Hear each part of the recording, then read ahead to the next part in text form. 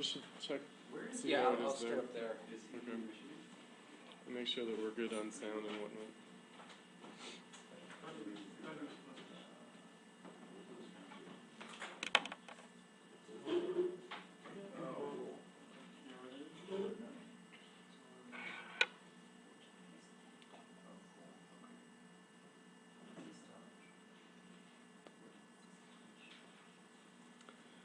All right, we're going to begin. So I wanted to say a couple of things in introduction before I give a presentation on the issue.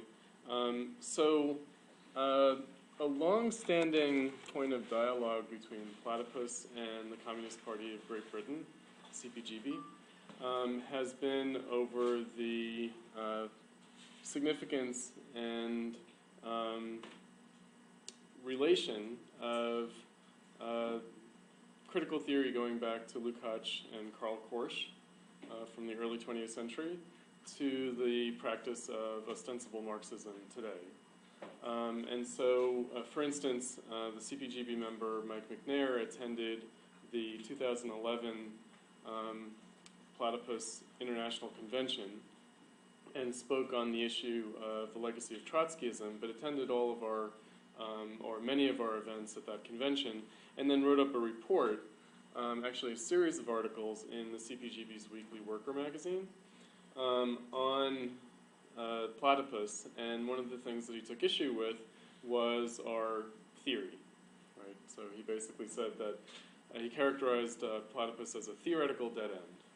And this was not a judgment unique to Platypus, but rather something that Mike Macnair had a long-standing engagement with respect to the Socialist Workers' Party of the United Kingdom, the SWP, and some of their leading theorists' perspectives on critical theory, on specifically Georg Lukács's History and Class Consciousness and Karl Korsch's Marxism and Philosophy, and essentially Mike Macnair's perspective, and hopefully you guys had the chance to read the articles that we circulated ahead of this event, is that theoretical or philosophical agreement is a bad basis for political organization.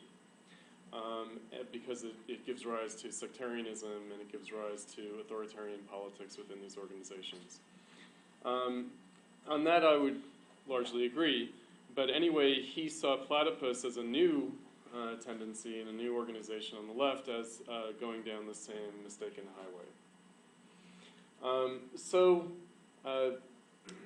More recently, James Turley of the CPGB, in early 2013, published an article called The Antinomies of Georg Lukács, and that prompted a series of exchanges, including myself and a guy, Lawrence Parker, who's a member of another Marxist tendency in the United Kingdom, arguing over the legacy of Lukács. And then belatedly, Mike Macnair last November, in the article The Philosophy Trap, followed up on that and responded to Parker and my own assertion that what Macnair was saying about Lukács being an ultra-leftist, etc., and following history of Bolshevism, history of the left of the Second International in a particular way, what we pointed out was that, in fact, what Lukács and Korsch were both doing at the time was responding to Lenin's critique of ultra-leftism, left-wing communism, and infantile disorder, and that they were self-correcting, in fact.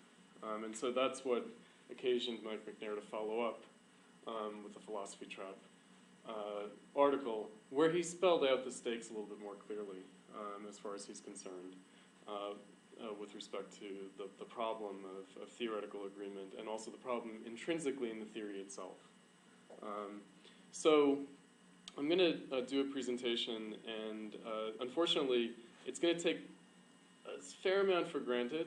Hopefully I'm spelling out enough along the way in my presentation that it won't be too difficult to follow, but I am presupposing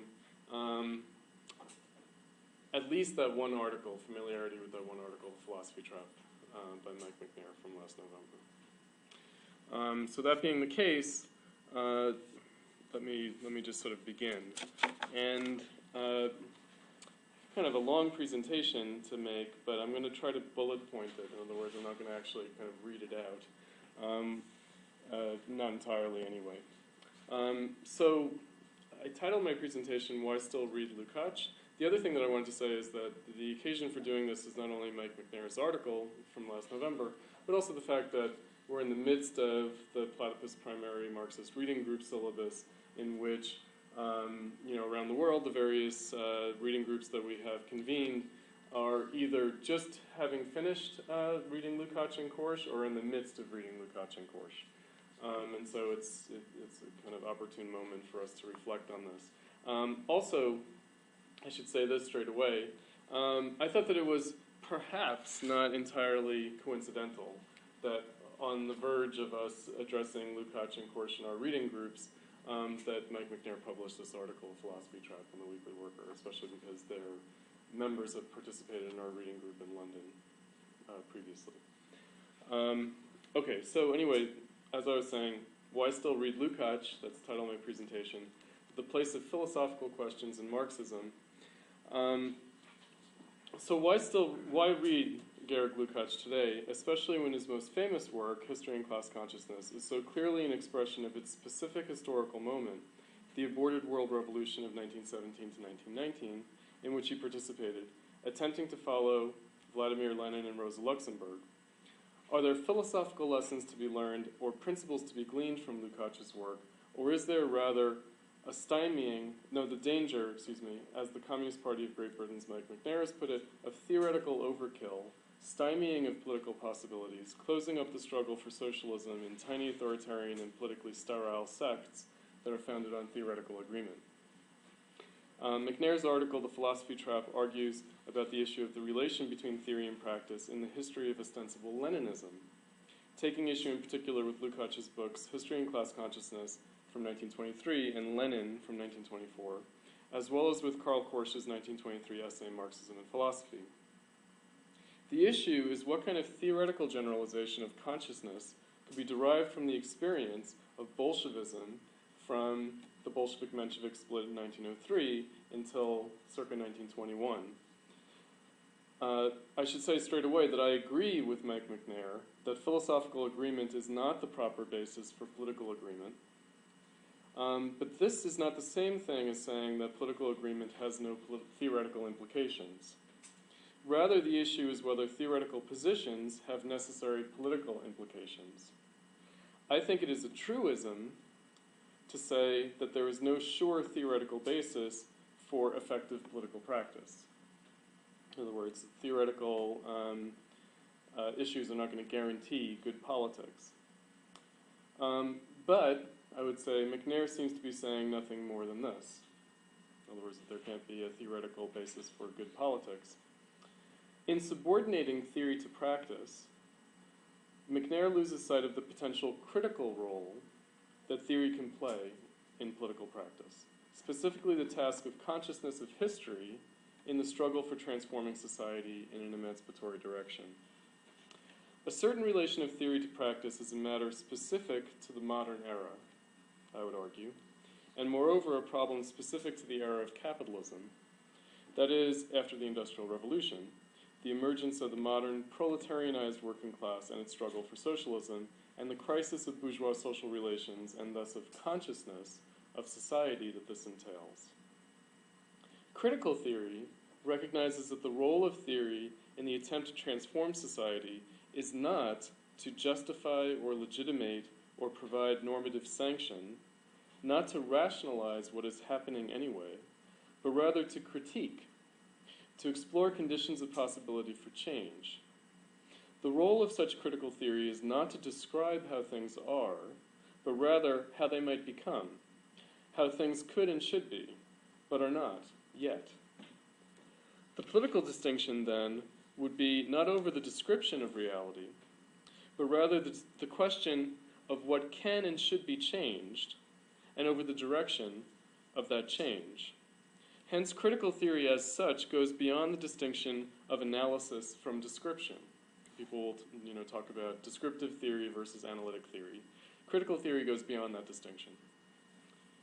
The issue is not theoretical analysis proper to practical matters, but beyond that, and of course incorporating this, the issue of transforming practices, and of doing so with active agency and subjective recognition, as opposed to merely experiencing changed practice as something that has already happened. Indeed, capitalism itself is a transformative practice, but that transformation has eluded consciousness, according to Marxism, specifically with regard to the ways change has happened and political judgments about this change.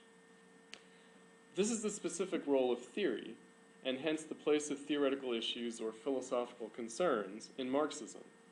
It cannot be compared to other forms of theory because they are not concerned with changing the world, not concerned with the politics of our changing practices. Lukács characterized this distinction of Marxism from what he called contemplative or reified consciousness, to which bourgeois society had otherwise succumbed in capitalism. If ostensibly Marxist tendencies, such as those of the followers of Tony Cliff, the Socialist Workers' Party in Great Britain, have botched theory, which undoubtedly they have, botched theory, it is because they have conflated or rendered indistinct the role of critical theory as opposed to the political exigencies of propaganda.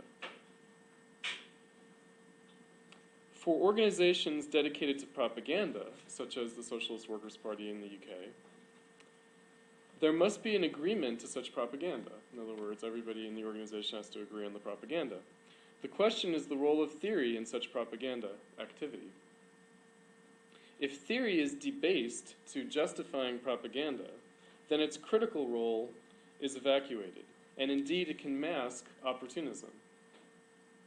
But then it ceases to be proper theory, not becoming simply wrong or falsified, but rather ideological, which is a different matter.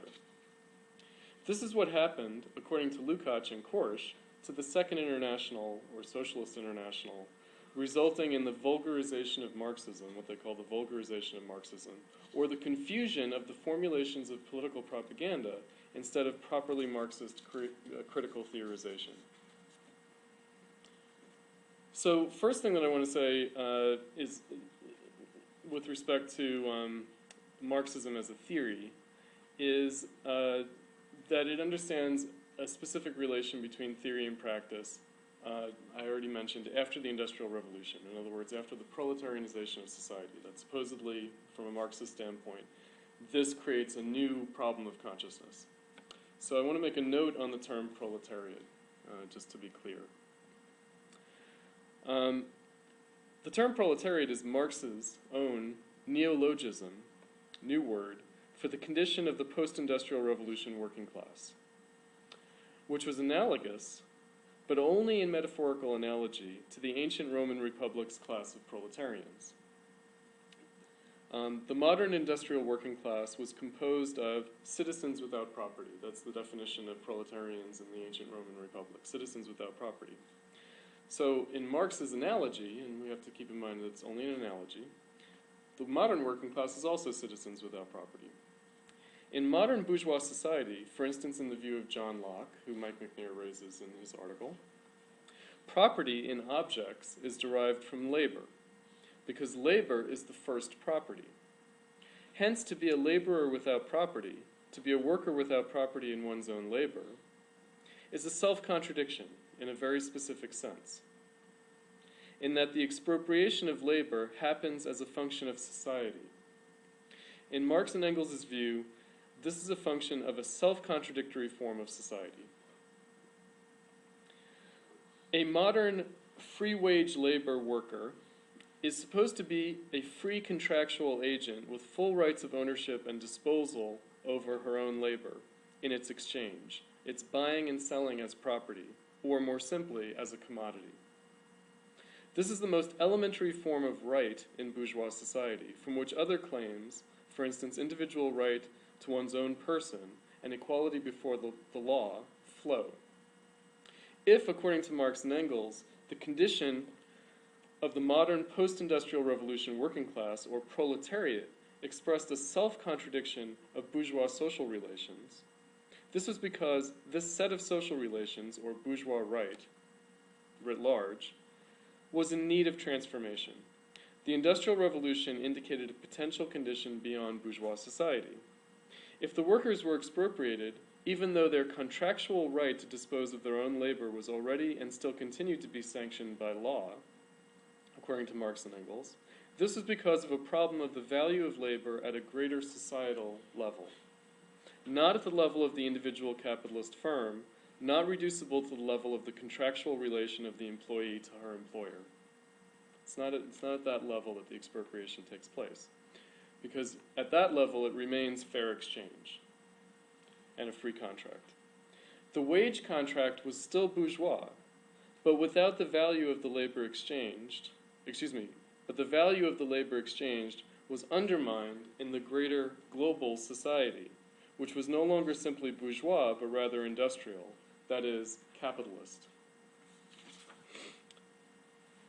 The struggle for socialism by the proletariat was the attempt to reappropriate the social property of labor that had been transformed and expropriated or alienated in the Industrial Revolution, which Marx and Engels thought could be achieved only beyond capitalism, this reappropriation. For instance, in the value of accumulated past labor in science and technology, what Marx called the general social intellect. This is a term that Marx has.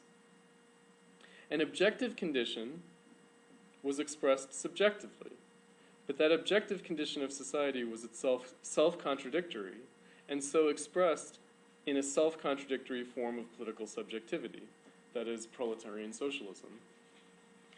The greatest exemplar for Marx and Engels of this self-contradictory form of politics aiming to transform society was Chartism, a movement of the high moment of the Industrial Revolution and its crisis in the 1830s and 1840s, whose most pointed political expression was indicatively universal suffrage.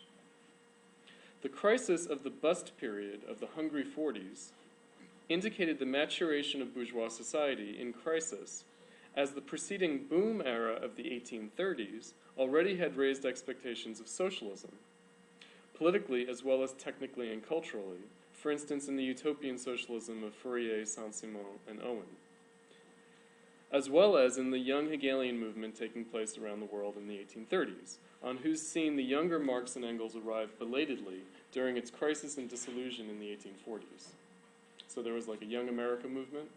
They're the young Hegelians in the United States. There's a Young Italy movement. It's happening kind of everywhere. One must distinguish between the relation of theory and practice in the revolutionary bourgeois era and in the post-industrial revolution era of the crisis of bourgeois society and capitalism and the proletariat's struggle for socialism. So there's a different relation of theory and practice that takes place. If in the bourgeois era there was a productive tension, a reflective, speculative, or philosophical relation, for instance for Kant and Hegel, between theory and practice, in the era of crisis of bourgeois society there is rather a negative or critical relation, hence the need for Marxism. In other words, there's a need for a new kind of approach beyond Kant and Hegel. But that need doesn't come out of a problem of thinking, it comes out of a problem in society. As the Frankfurt School Marxist critical theorist Theodor Adorno put it, the separation of theory and practice was emancipatory. It expressed the freedom to think at variance with prevailing social practices.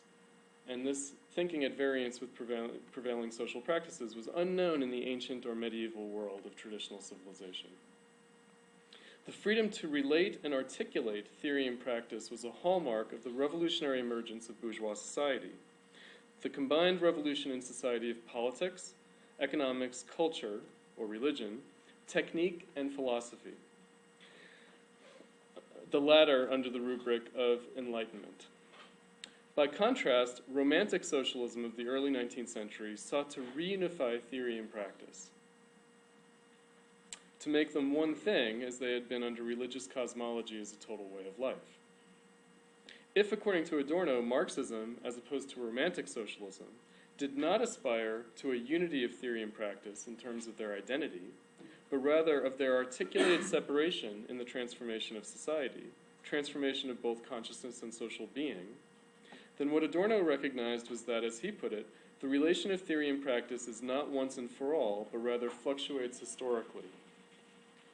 Marxism, through different phases of its own history, itself expressed this fluctuation. But the fluctuation was an expression of crisis in Marxism, and ultimately of failure. Adorno called it a negative dialectic. It expressed and was tasked by the failure of the revolution.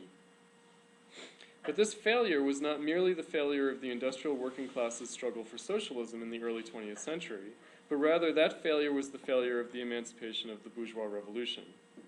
This failure consumed history, undermining the past achievements of freedom. As Adorno's colleague Walter Benjamin put it, even the dead are not safe.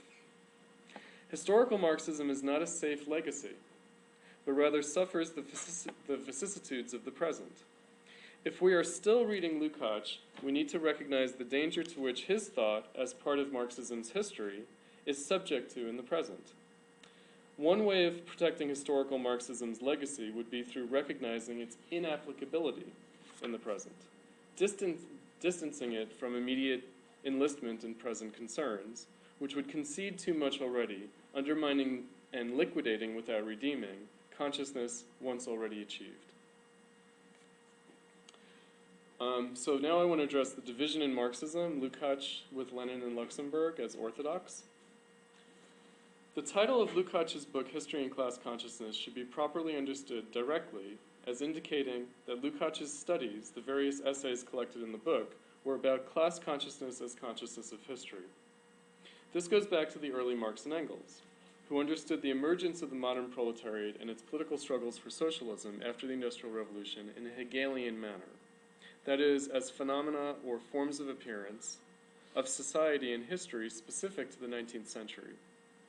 Moreover, Marx and Engels, in their point of departure from Marxism, as opposed to other varieties of Hegelianism and socialism, looked forward to the dialectical Aufhebung of this new modern proletariat, its simultaneous self-fulfillment and completion, self-negation and self-transcendence in socialism, which would be also that of capitalism.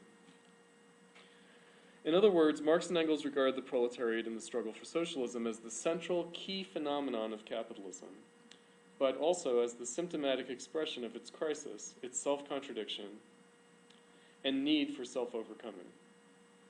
This is because capitalism was already regarded by Marx and Engels as a form of society, specifically the form of bourgeois society's crisis and self-contradiction. As Hegelians, Marx and Engels regarded contradiction as the appearance of the necessity and possibility for change.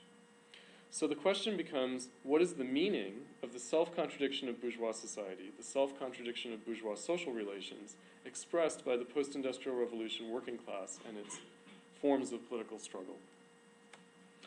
This latter part is key, for Marx and Engels regarded the politics of proletarian socialism as a form of bourgeois politics in crisis and self-contradiction. This is what it meant for Marx and Engels to say that the objective existence of the proletariat, propertyless workers, and its subjective struggle for socialism were phenomena of the self-contradiction of bourgeois society and its potential Aufhebung, its potential sublation. The struggle for socialism was self-contradictory. This is what Lukács emphasized and ruminated on in History and Class Consciousness. But this was not original to Lukács, or achieved simply by Lukács' reading of Marx and Engels, but rather mediated through consideration of and attempted active participation in the politics of Lenin and Rosa Luxemburg. Lenin and Luxemburg provided access for Lukács as well as others in the nascent Third or Communist International to the original Marxism of Marx and Engels. For Marx and Engels recognized that socialism was inevitably ideological, a self-contradictory form of politics and consciousness. The question was how to advance the contradiction. As an active participant in the project of the Communist International, for Lukács in his books History and Class Consciousness and Lenin, as well as for Karl Korsch in Marxism and Philosophy and other writings circa 1923, the intervening Marxism of the Second or Socialist International had become an obstacle to Marx and Engels' Marxism, and thus to proletarian socialist revolution in the early 20th century, an obstacle that the political struggles of Lenin, Luxemburg, and other radicals in the Second International sought to overcome. This obstacle of Second International Marxism had theoretical as well as practical political aspects. It was expressed both at the level of theoretical consciousness as well as at the level of political organization. It is important to note that the Second International Marxism had become an obstacle. Indeed, according to Luxemburg in Reform and Revolution in 1900, and in Lenin's What is to be Done in 1902, the latter of which was an attempted application of the terms of the revisionist dispute in the Second International to conditions in the Russian movement, the development of proletarian socialism in the Second International had produced its own obstacle, so to speak. In becoming self-divided between orthodox Marxists who retained fidelity to the revolutionary politics of proletarian socialism in terms of the revolutions of 1848 and the Paris Commune of 1871, on the one hand, and revisionists, on the other hand, who thought that political practice and theoretical consciousness of Marxism demanded transformation under the altered historical social conditions that had been achieved by the workers' struggles for socialism, which to their mind proceeded in an evolutionary way. Eduard Bernstein gave the clearest expression of this revisionist view, which indicatively was influenced by the British Fabianism, by Bernstein's own participation in working class politics while living in political exile in the United Kingdom, that led to the contemporary formation of the Labour Party and found its greatest political support among the working class's trade union leaders in the Second International, especially in Germany.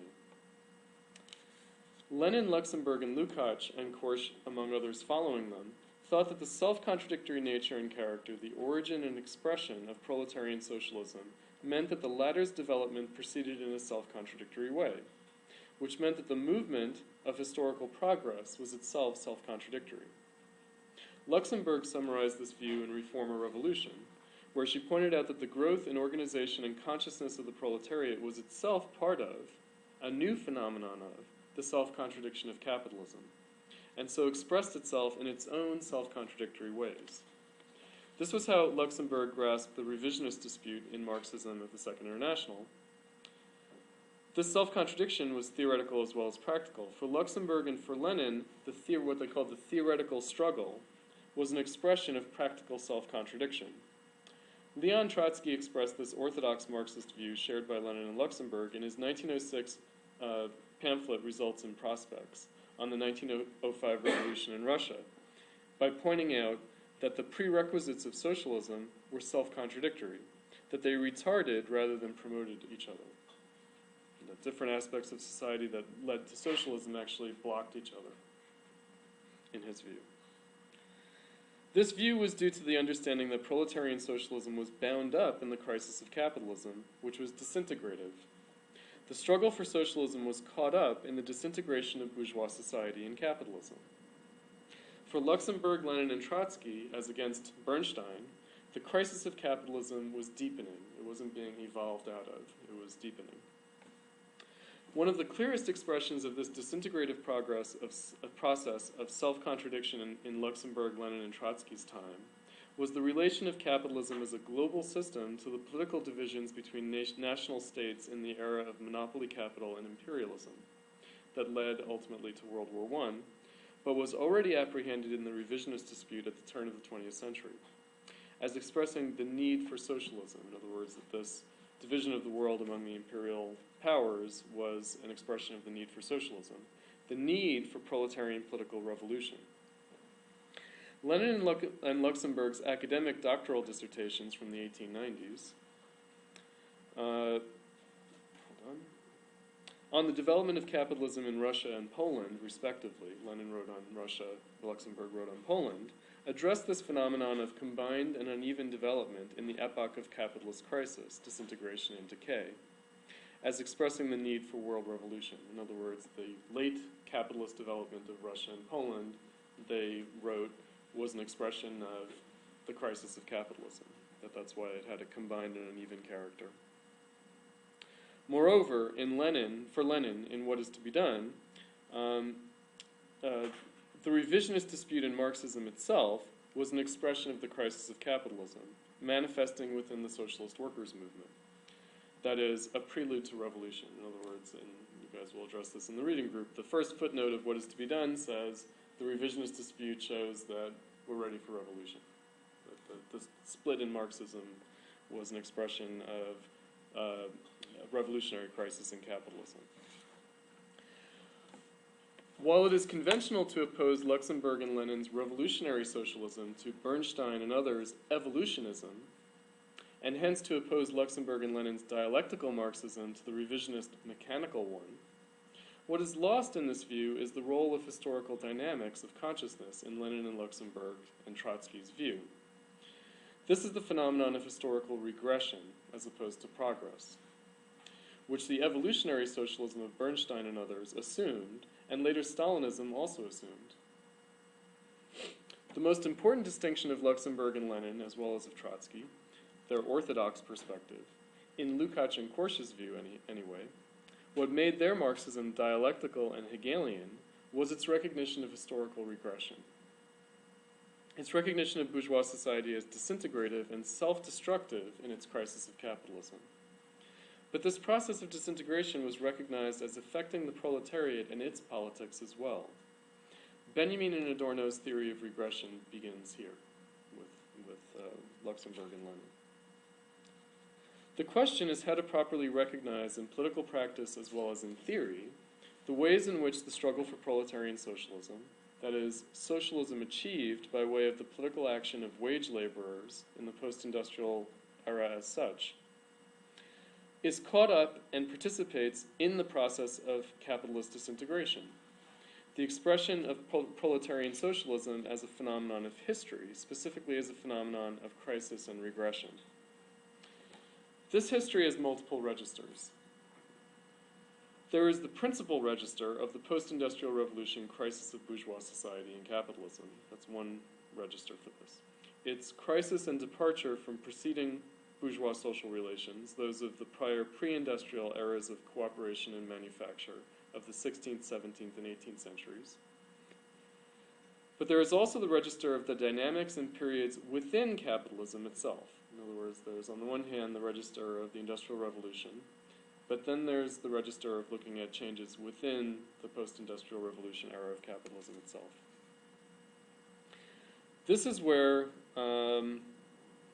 capitalism, was for Marx and Engels already the regression of bourgeois society. In other words, the Industrial Revolution is already regression for Marx and Engels. It's a regression of bourgeois society. This is where Lukács and Korsch's perspective, derived from Luxemburg and Lenin, and from Trotsky, their views from 1900 to 1919, what they considered an era of revolution, might become problematic for us today. The history of the post-1923 world, in other words, the world that came after the writing of History and Class Consciousness and Korsch's Marxism and Philosophy, has not been, as 1848 to 1914 was in the Second International, orthodox or radical Marxist as opposed to revisionist view, a process of increasing crisis and development of revolutionary political necessities. In other words, it's not that the crisis has deepened and revolution has approached. That was their view from 1848 to 1914. But rather, what we have in the post-1923 world is a process of continued social disintegration of capitalism without, however, this being expressed in and through the struggle for socialism itself. In other words, from 1848 to 1914, you had a disintegration of capitalism that was expressed by the proletarian socialist workers' movement.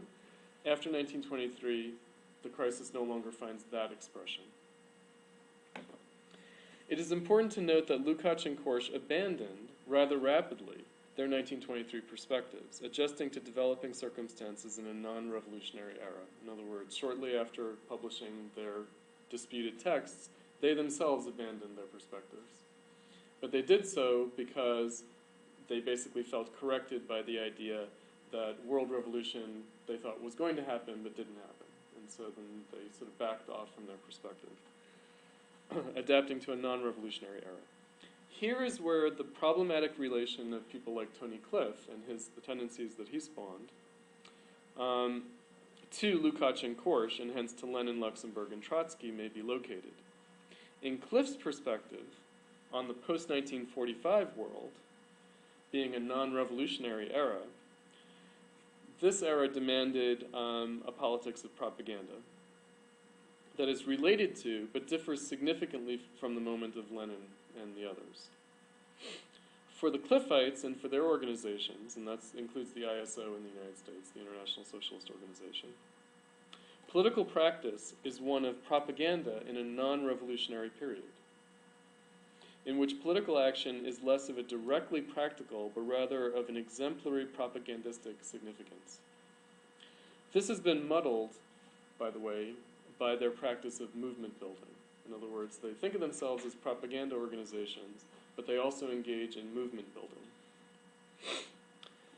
This was not the case for Luxemburg, Lenin, and Trotsky, whose political practice was directly about the struggle for power, and in whose practical project Lukács and Korsch, their theoretical work, sought to participate, offering attempts at clarification of self-understanding to revolutionaries on the march, so to speak.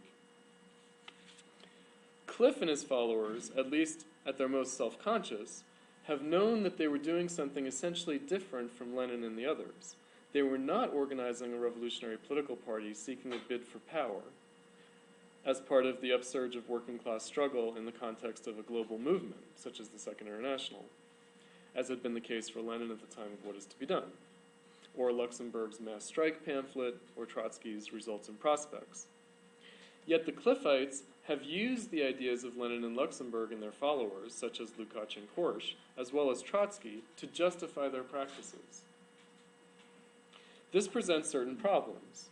Yes, Lenin and the others have become ideological in the hands of the Cliffites, among others, because the Cliffites are not alone in this.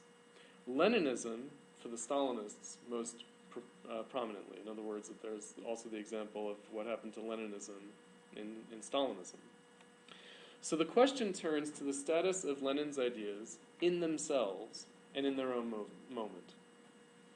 Mike Macnair points out that Lukács and Korsch's works circa 1923 emphasized attack and sought to provide a theory of the offensive, what he calls the theory of the offensive, as opposed to Lenin's arguments about the necessities of retreat in 1920 as against and in critique of left-wing communism. And what Macnair elsewhere has described as the need for Kautskian patience. In other words, Macnair has said that the left today needs Kautskian patience in politically building for proletarian socialism, as in the era of the Second International from 1889 to 1914.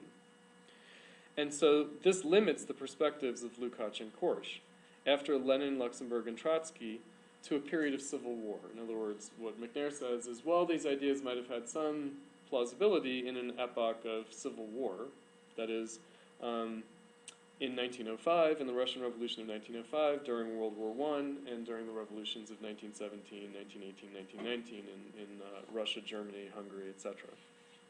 In this, Mike Macnair is concerned rightly with theory becoming a blinder to proper political practice. Theoretical overkill is a matter of over-philosophizing politics. But there is a difference between active campaigning in the struggle for power, whether in attack or in temporary retreat, as in Lenin's time, and propagandizing. In other words, whether one's attacking or retreating, there's still a difference between a bid for power. You can still be in a bid for power when you're retreating. And propagandizing, which is different, to which Marxism has, at best, been relegated ever since the early 20th century. In other words, since 1923, essentially, what Marxism has been a propaganda project. It hasn't been about the bid for power. It's been a propaganda project. At least what we would consider Marxism. In other words, we wouldn't consider Stalinism to be Marxism. So if you look at Trotsky's writings from the 1930s, when he's writing letters to his followers, he says, look, what are we doing? We're educating people. We're not involved in the struggle for power. We're involved in propaganda. However, in raising, by contrast, the need for a conscious openness to empirical reality of political experience, Macnair succumbs to what I would call a linear progressive view of history, as well as of political practice, turning this into a matter of lessons learned. It becomes a quantitative rather than a qualitative matter. Moreover, it becomes a matter of theory in a conventional rather than in a Marxist critical sense, in which the description of reality and its analysis approach more and more adequate approximations. In other words, from Macnair's view, Marxism is like any science. You learn from experience and you approximate reality in some progressive way. Lenin, Luxemburg, and Trotsky, and so also Lukács and Korsch, as orthodox as opposed to revisionist Marxists, conceived of the development of consciousness both theoretically and practically, and organizationally, rather differently. In that a necessary transformation of Marxism, which took place in the peculiar guise of a return to the original Marxism of Marx and Engels, could be an asset in the present. In other words, that it wasn't just quantitative accumulation of knowledge, but that there would be this recursive dynamic. But that return to the original Marxism on the part of the orthodox Marxists took place in a present that was the crisis of Marxism, namely World War I and the revolutions that followed, which is not today our moment. In other words, we're not living in that kind of a moment. As even Tony Cliff and his followers, with their notion of propaganda in a non-revolutionary era, have recognized, as did Lukács and Korsch themselves in abandoning their perspectives after 1923. So what is the status of such ideas in a non-revolutionary era? That's the question. In other words, what are these ideas that we might consider today, especially if we're not living in a similar moment? Karl Korsch, Lukács' contemporary in the Third International, whose work Macnair deliberately and explicitly puts aside in his attack on the problematic legacy of Lukács' books History and Class Consciousness and Lenin for the Cliffites, Korsch offered a pithy formulation in his 1923 essay on Marxism and philosophy. The formulation, which is that a problem which supersedes present relations may have been formulated in an anterior epoch. In other words, that we could be living under the shadow of a problem that goes beyond us. This is a nonlinear, non-progressive, and recursive view of history, which Korsch gleaned from Luxemburg and Lenin's contributions to the revisionist dispute in the Second International. It has its origins in Marx and Engels' view of capitalism as a regressive disintegrative process. This view has two registers: the self-contradiction and crisis of bourgeois social relations in the transition to capitalism after the Industrial Revolution, and the disintegrative and self-destructive process of the reproduction of capitalism itself, which takes place within and as a function of the reproduction of bourgeois social relations through successive crises. In other words, from the 1840s to the present, we've basically experienced a series of crises of capitalism. Marx and Engels recognized that the crisis of capitalism was motivated by the reproduction of bourgeois social relations under conditions of disintegration of the value of labor in the Industrial Revolution, producing the need for socialism. The industrial era working class's struggles for the social value of its labor was at once regressive, as if bourgeois social relations of the value of labor had not been undermined by the Industrial Revolution, and pointed beyond capitalism. In other words, they pointed back and pointed ahead. The workers' claim for the value of their labor. The realization of the demands for the proper social value of labor would mean overcoming labor as a value in society, transforming work from life's prime need to life's prime want. Work would be done not out of the social compulsion to labor in the valorization process of capital, but rather out of intrinsic desire and interest. And society would provide for each according to his need, from each according to his ability. As Adorno, a later follower of Lukács and Korsch's works circa 1923, that had converted him to Marxism, put it, getting beyond capitalism would mean overcoming the law of labor. Korsch's argument in his 1923 essay on Marxism and philosophy was focused on a very specific problem that I want to address, even though Macnair doesn't address it. And that is the status of philosophy in Marxism, in the direct sense of Marx and Engels being the followers of Hegel, and Hegel representing a certain end to philosophy, in which the world became philosophical and philosophy became worldly. Hegel announced that with his work, philosophy was completed. As a function of recognizing how society had become philosophical or mediated through conceptual theory in ways previously not the case. I should point out, Marx and Engels accepted Hegel's conclusion. In other words, Marx and Engels accepted that philosophy was completed. in which case the issue was to further the revolution of bourgeois society, the philosophical world that demanded worldly philosophy. The disputes among the Hegelians in the 1830s and 1840s were concerned properly with precisely the politics of the bourgeois world and its direction for change. The problem, according to Korsch, was that post-1848, after the failure of the revolutions of 1848, there was a recrudescence of quote-unquote philosophy, and that this was something other than what had been practiced either traditionally by the ancients or in modernity by revolutionary bourgeois thinkers of the revolution of the bourgeois era, such as Kant and Hegel, but also their predecessors, Rousseau, John Locke, Adam Smith, others. The recrudescence of philosophy in the late 19th century was, according to Korsch, a symptom of the failure of socialism in 1848, but as such expressed a genuine need. The necessity of relating theory and practice as a problem of consciousness under conditions of capitalism. In this respect, in other words, all philosophy after 1848 is grappling with this problem of the relation of theory and practice in an alienated social world, whether it knows it or not.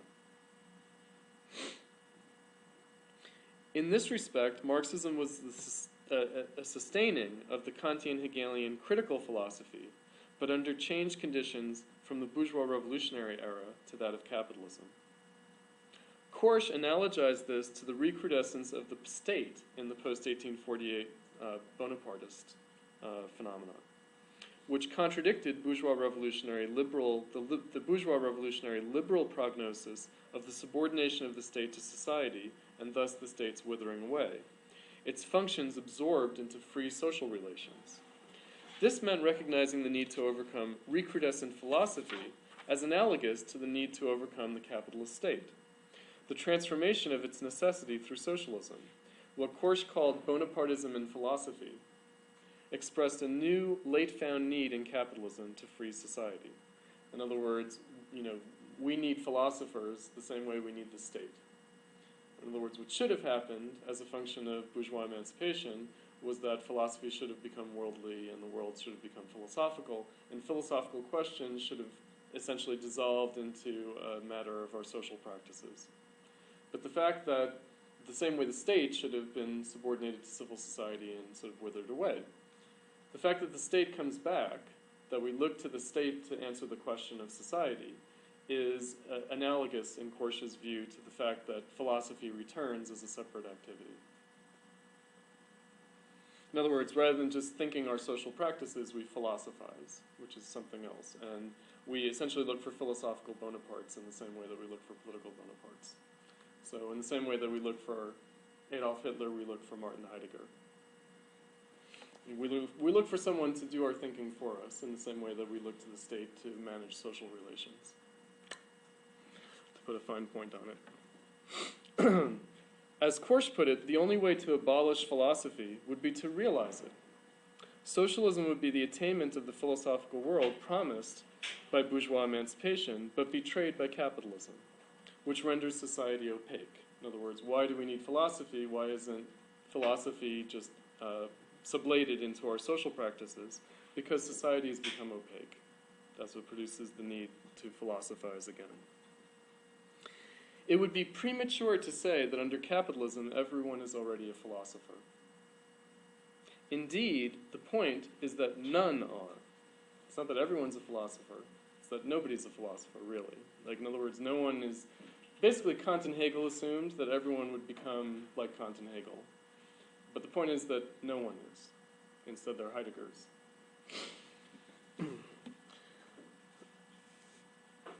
But this is because of the alienation and reification of bourgeois social relations in capitalism, which renders the Kantian Hegelian worldly philosophy of the critical relation of theory and practice an aspiration rather than an actuality. Nonetheless, Marxist critical theory accepted the task of such modern critical philosophy, specifically regarding the ideological problem of theory and practice in the struggle for socialism, that specific issue. This is what it meant to say, as was formulated in the Second International, that the workers' movement for socialism was the inheritor of German idealism. It was the inheritor of the revolutionary process of bourgeois emancipation, which the bourgeoisie, compromised by capitalism, had abandoned. but the task remained. Now I want to address the issue of the transformation of Marxism through a return to Marx, and how this also means a return to the bourgeois revolution.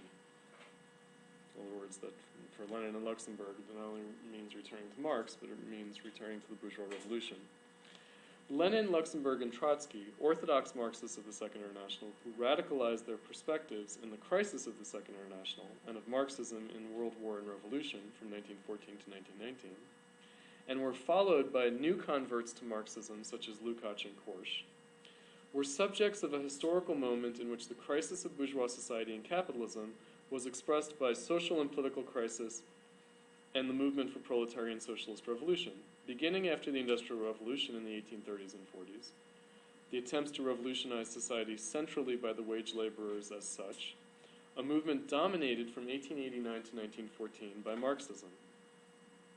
However, we must recognize today that that moment was lost. In other words, the moment in which this crisis became embodied by Marxism is behind us. Why would Lukács and Korsch in the 20th century return to the origins of Marxism and Hegelianism in what Korsch called the consciousness of the revolt of the Third Estate, a process of the 17th and 18th centuries, but that had already begun earlier? Precisely because Lukács and Korsch sought to address Marxism's relation to the revolt of the Third Estate's bourgeois glorification of the social relations of labor, and the relation of this to the democratic revolution. See, for instance, the Abbé Sieyès' revolutionary 1789 pamphlet, What is the Third Estate?, which provided a certain kind of ideology for the French Revolution. How Marxism had recognized that this relation between labor and democracy continued in the 19th century in the struggle for socialism.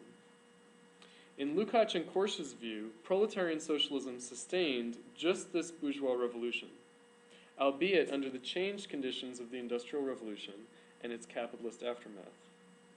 Mike Macnair acknowledges this in his focus on the English Enlightenment materialism of John Locke in the 17th and 18th centuries, and the British Chartism of the early 19th century, their intrinsic continuity in the democratic revolution, and Marx and Engels' continuity with both. In other words, what Macnair lays out is that the democratic revolution found its greatest political thought as well as its greatest philosophical thought in John Locke, and that Chartism picks up from John Locke, and that Marx and Engels follow Chartism. So he draws this continuity. So he recognizes the continuity of Marxism with the bourgeois revolution, with the democratic revolution, what Macnair characterizes as the democratic revolution.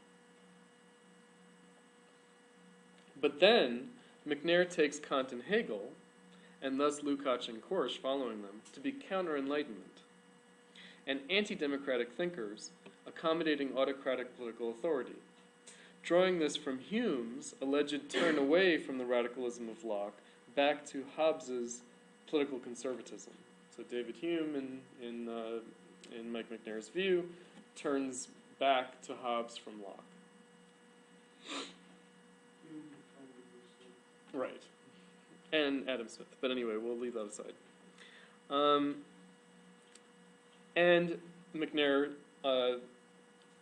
avers that Kant and Hegel allegedly affirmed, he alleges that they affirmed the Prussian state in works such as What is Enlightenment and The Philosophy of Right.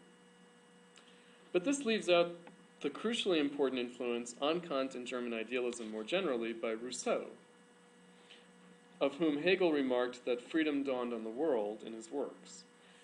Rousseau, who critiqued and departed from Hobbes's society of the war of all against all, and built, rather, upon Locke's view of society and politics, sustaining and promoting the revolution in bourgeois society as more than the sum of its parts, revolutionary in its social relations per se, which a view that was seminal for the American and French revolutions of the later 18th century.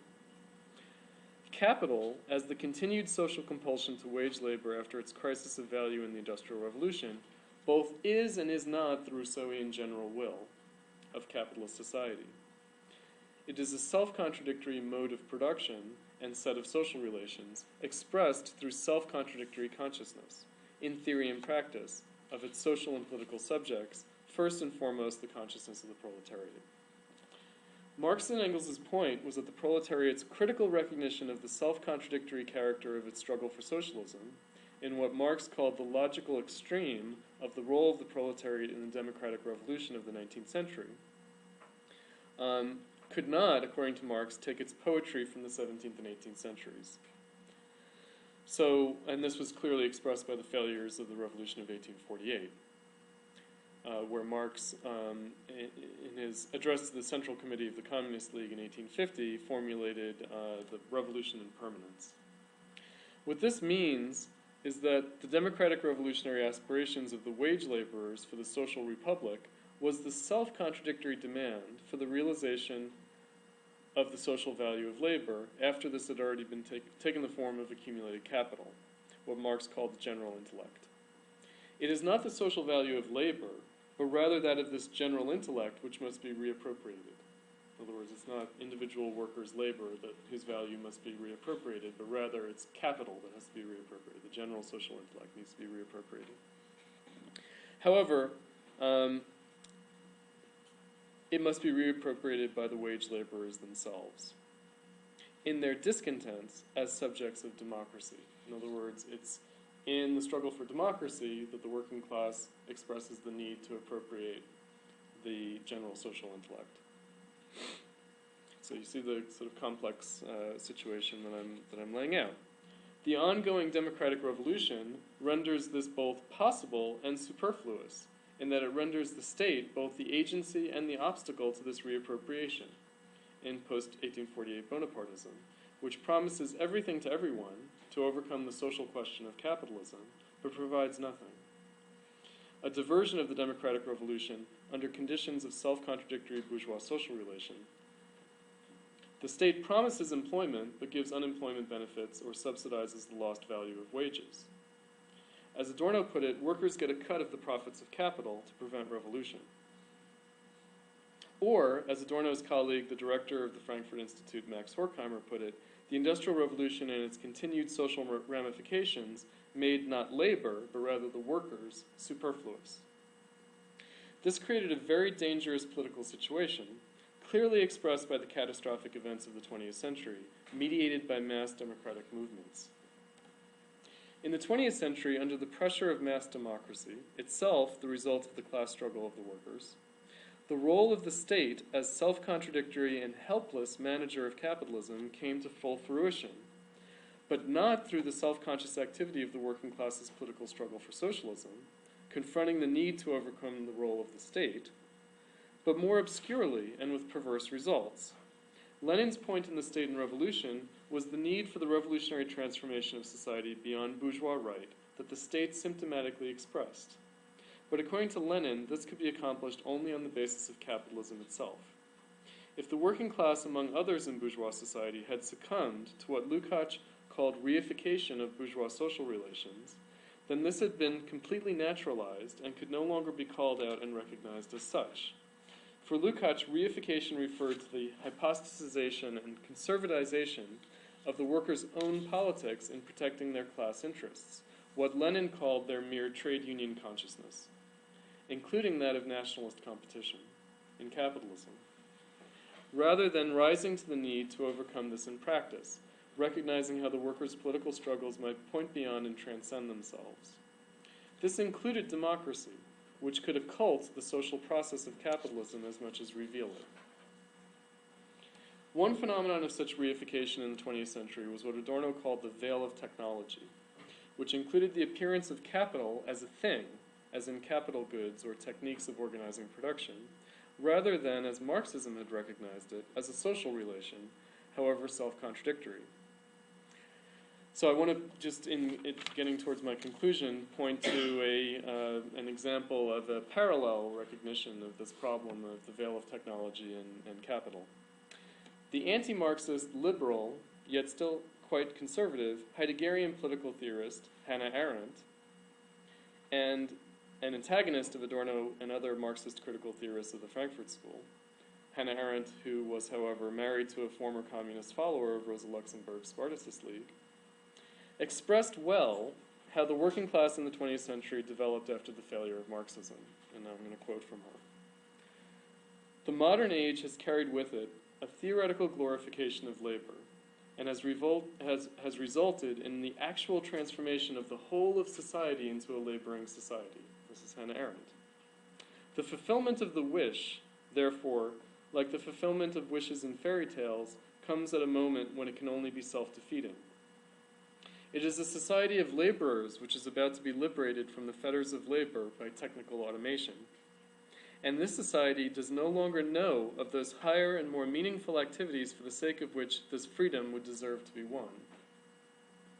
Within this society, which is egalitarian because this is labor's way of making men live together, right? Arendt recognizes what Marxism recognizes. There is no class left, no aristocracy of either a political or spiritual nature from which a restoration of the other capacities of man could start anew. Even presidents, kings, and prime ministers think of their offices in terms of a job necessary for the life of society. And among the intellectuals, only solitary individuals are left who consider what they are doing in terms of work and not in terms of making a living. In other words, as work, not labor. What we are confronted with is the prospect of a society of laborers without labor. That is, without the only activity left to them. Surely nothing could be worse. She wrote this around the same time as Joan Robinson said that the only thing worse to being exploited in capitalism was to not be exploited in capitalism. The quotation that we used in the Politics of Work forum that we put on. So they're writing this at the same time in the 50s. And this actually looks like rather optimistic, I should say. Like, in other words, the idea that, you know, we're on the verge of freeing ourselves from labor and then we won't know what to do with ourselves. Obviously, that's not what's going on right now. Compare this to Heidegger, who offered in Nazi-era lectures on overcoming metaphysics that, quote, the still hidden truth of being is withheld from metaphysical humanity. The laboring animal is left to the giddy whirl of its products so that it may tear itself to pieces and annihilate itself in empty nothingness. And he also mentioned the place of Marx in this process, Heidegger. Quote, with the reversal of metaphysics, which was already accomplished by Karl Marx, the most extreme possibility of philosophy is attained. That's Heidegger. But this was Heidegger blaming Marxism and blaming the metaphysics of labor championed politically by the bourgeois revolt of the Third Estate and inherited by the workers' movement for socialism, without recognizing, as Marx did, the self-contradictory character in capitalism of this labor.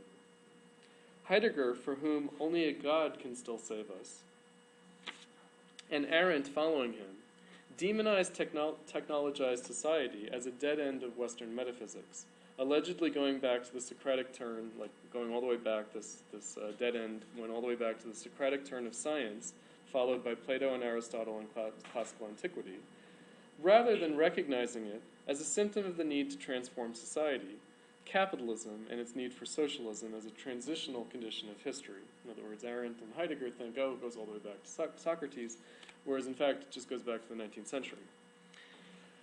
This was the resulting flat contradiction that replaced the prior dialectical contradiction of proletarian socialism recognized by Marxism, whose theoretical recovery in the context of the crisis of Marxism itself, in the movement from the Second to the Third Internationals, had been attempted by Lukács and Korsch. What Arendt called merely the objective human condition, the vita activa and its perverse nihilistic destiny in modern society, was once the subjective dialectical self-contradictory standpoint of the proletariat in Marxism as the class consciousness of history.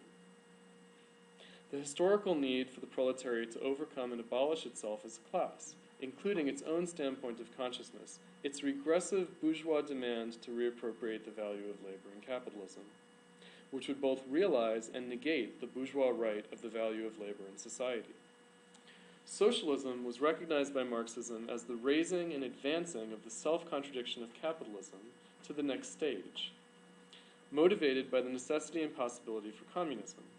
What Arendt could only apprehend as a baleful telos, the society of labor overcoming itself, Marxism once recognized as the need for revolution to advance the contradiction in socialism. When Marxists, such as Adorno or Lukács, can only sound to us like Arendt or Heidegger, this is because we no longer live in the revolution. So I want to quote from Adorno and Lukács and see how they might sound like Arendt. So Adorno, this is from Reflections on Class Theory, 1942. Quote, according to Marxist theory, history is the history of class struggles. But the concept of class is bound up with the emergence of the proletariat. If all the oppression that man has ever inflicted upon man culminates in the cold inhumanity of free wage labor, then the archaic silence of pyramids and ruins becomes conscious of itself in materialist thought. It is the echo of factory noise in the landscape of the immutable. This means, however, that dehumanization is also its opposite. In reified human beings, reification finds its outer limits. Only when the victims completely assume the features of the ruling civilization will they be capable of wresting them from the dominant power. Even if the dynamic at work was always the same, its end today is not the end. And now Lukács. Quote, as Hegel said, directly before the emergence of something qualitatively new, the old state of affairs gathers itself up into its original, purely general essence, into its simple totality, transcending and absorbing back into itself all those marked differences and peculiarities which it evinced when it was still viable. In the age of the dissolution of capitalism, the fetishistic categories collapse, and it becomes necessary to have recourse to the natural form underlying them. As the antagonism becomes more acute, two possibilities open up for the proletariat. It is given the opportunity to substitute its own positive contents for the emptied and bursting husks. But also it is exposed to the danger that for a time at least, it might adapt itself ideologically to conform to these, the emptiest and most decadent forms of bourgeois culture. So in conclusion, I want to address the question of why still philosophy. The problem today is that we are not faced with the self-contradiction of the proletariat struggle for socialism, in the political problem of the reified forms of the working class substituting for those of bourgeois society in its decadence. Rather, we replay the revolt of the Third Estate and its demands for the social value of labor, at best. But really, we repeat the early bourgeois Protestant Christian demand for social justice, however more nebulously. We do not have the occasion to recognize the emptiness of bourgeois social relations of labor, its value evacuated by technical but not political transcendence. Indeed, now we have lost sight of the problem of reification at all, as Lukács meant it. As the Hegel scholar Robert Pippin has recently concluded, in a formulation that is eminently agreeable to Korsch's perspective on the continuation of philosophy as a symptom of failed transformation of society, in an essay addressing how, by contrast with the original left Hegelian Marxist Frankfurt School tradition, what he calls this left Hegelian Marxist Frankfurt School tradition, he says, the problem with contemporary critical theory is that it has become insufficiently critical. The problem with critical theory is that it's no longer critical. And he says, perhaps philosophy exists to remind us that we haven't gotten anywhere. The question is the proper role of critical theory and philosophical questions in politics. In the absence of Marxism, other thinking is called to address this, for instance, Arendt, or worse, Carl Schmitt.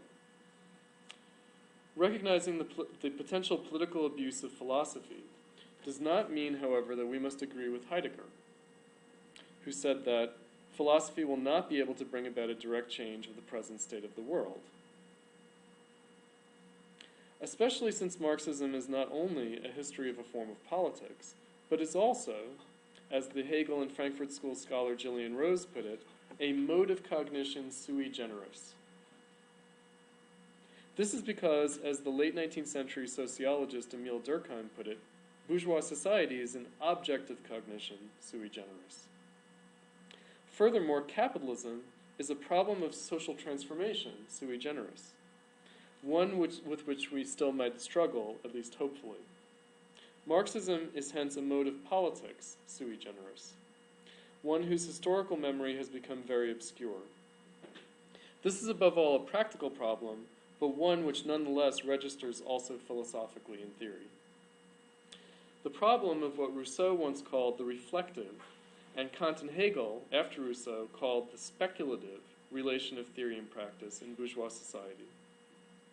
The problem that this raises in capitalism, recognized once by historical Marxism as the critical self-consciousness of proletarian socialism and its self-contradictions, has not gone away, but has only been driven underground. The revolution originating in the bourgeois era of the 17th and 18th centuries that gave rise to modern philosophy, the philosophy of freedom in Kant and Hegel, that advanced to new problems, this philosophy of freedom advanced to new problems in the Industrial Revolution and the proletarianization of society, perverting bourgeois right into a form of domination rather than emancipation, and expressed through the Bonapartist state's perversion of democracy, which was recognized by Marxism in the 19th century, but failed in the 20th century, may still task us. This is why we might still be reading Lukács.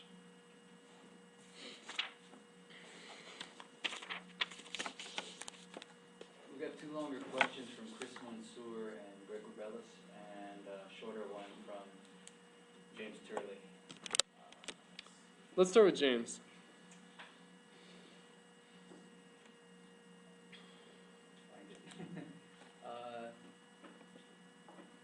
Jimmy T says, problematic question.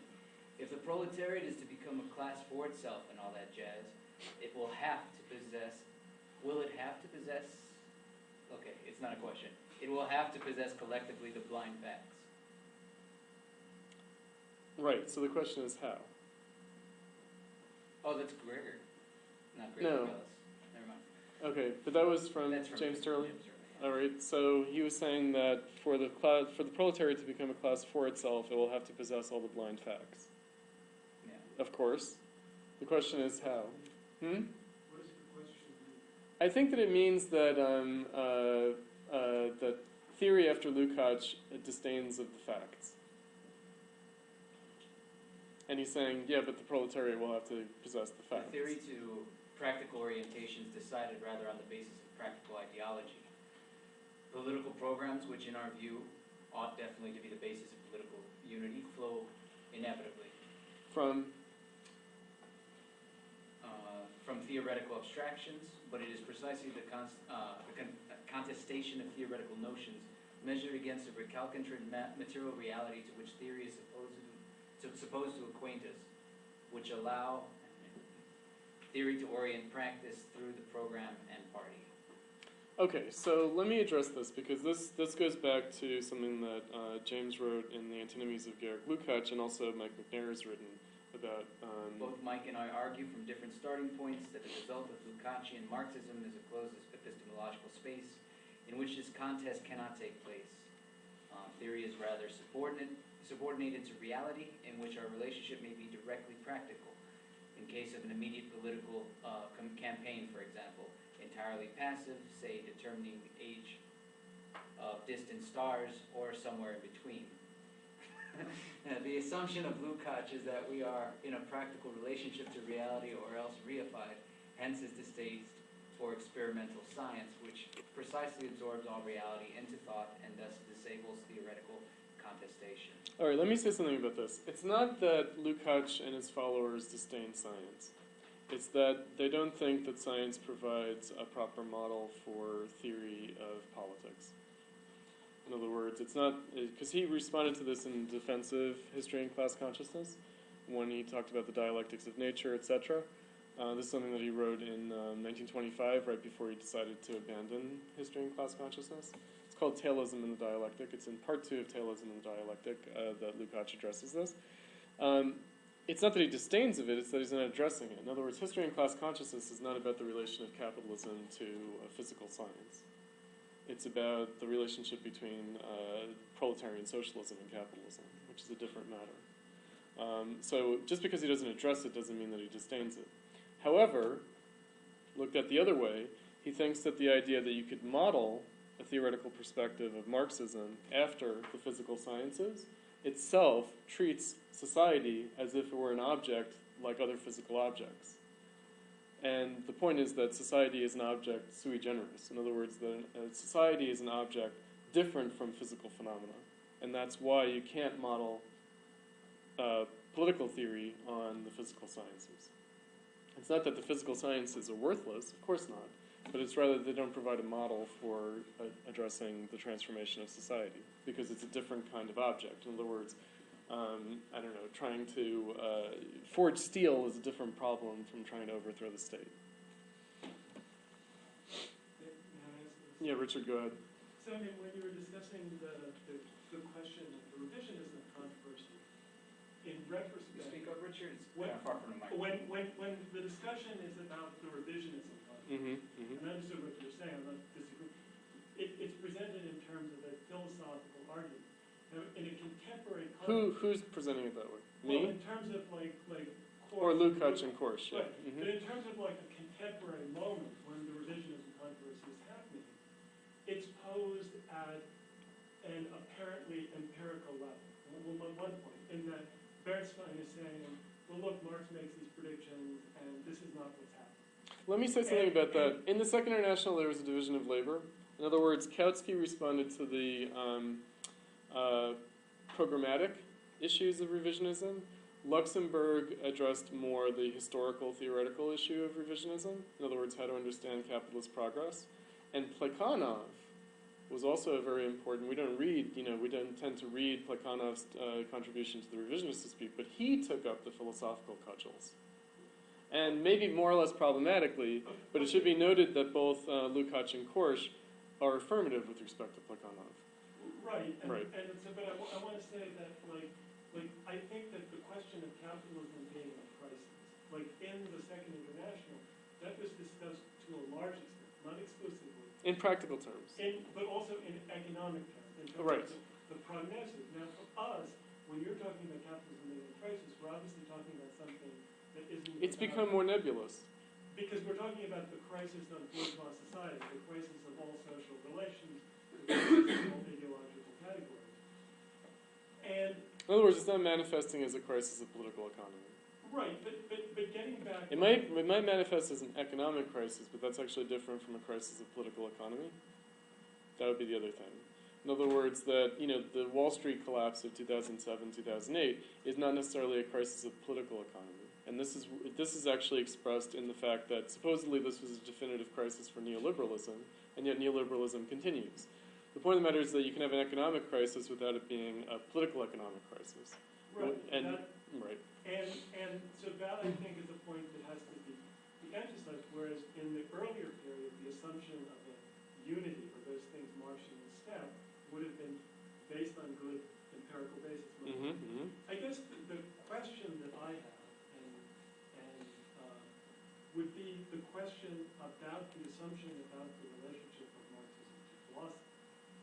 And I think that it's not exhausted by also the other point that Matthew made about the Second International is the question of Kautsky, right? In other words, the real problem with the Second International was not the revision, it wasn't Edward Bernstein.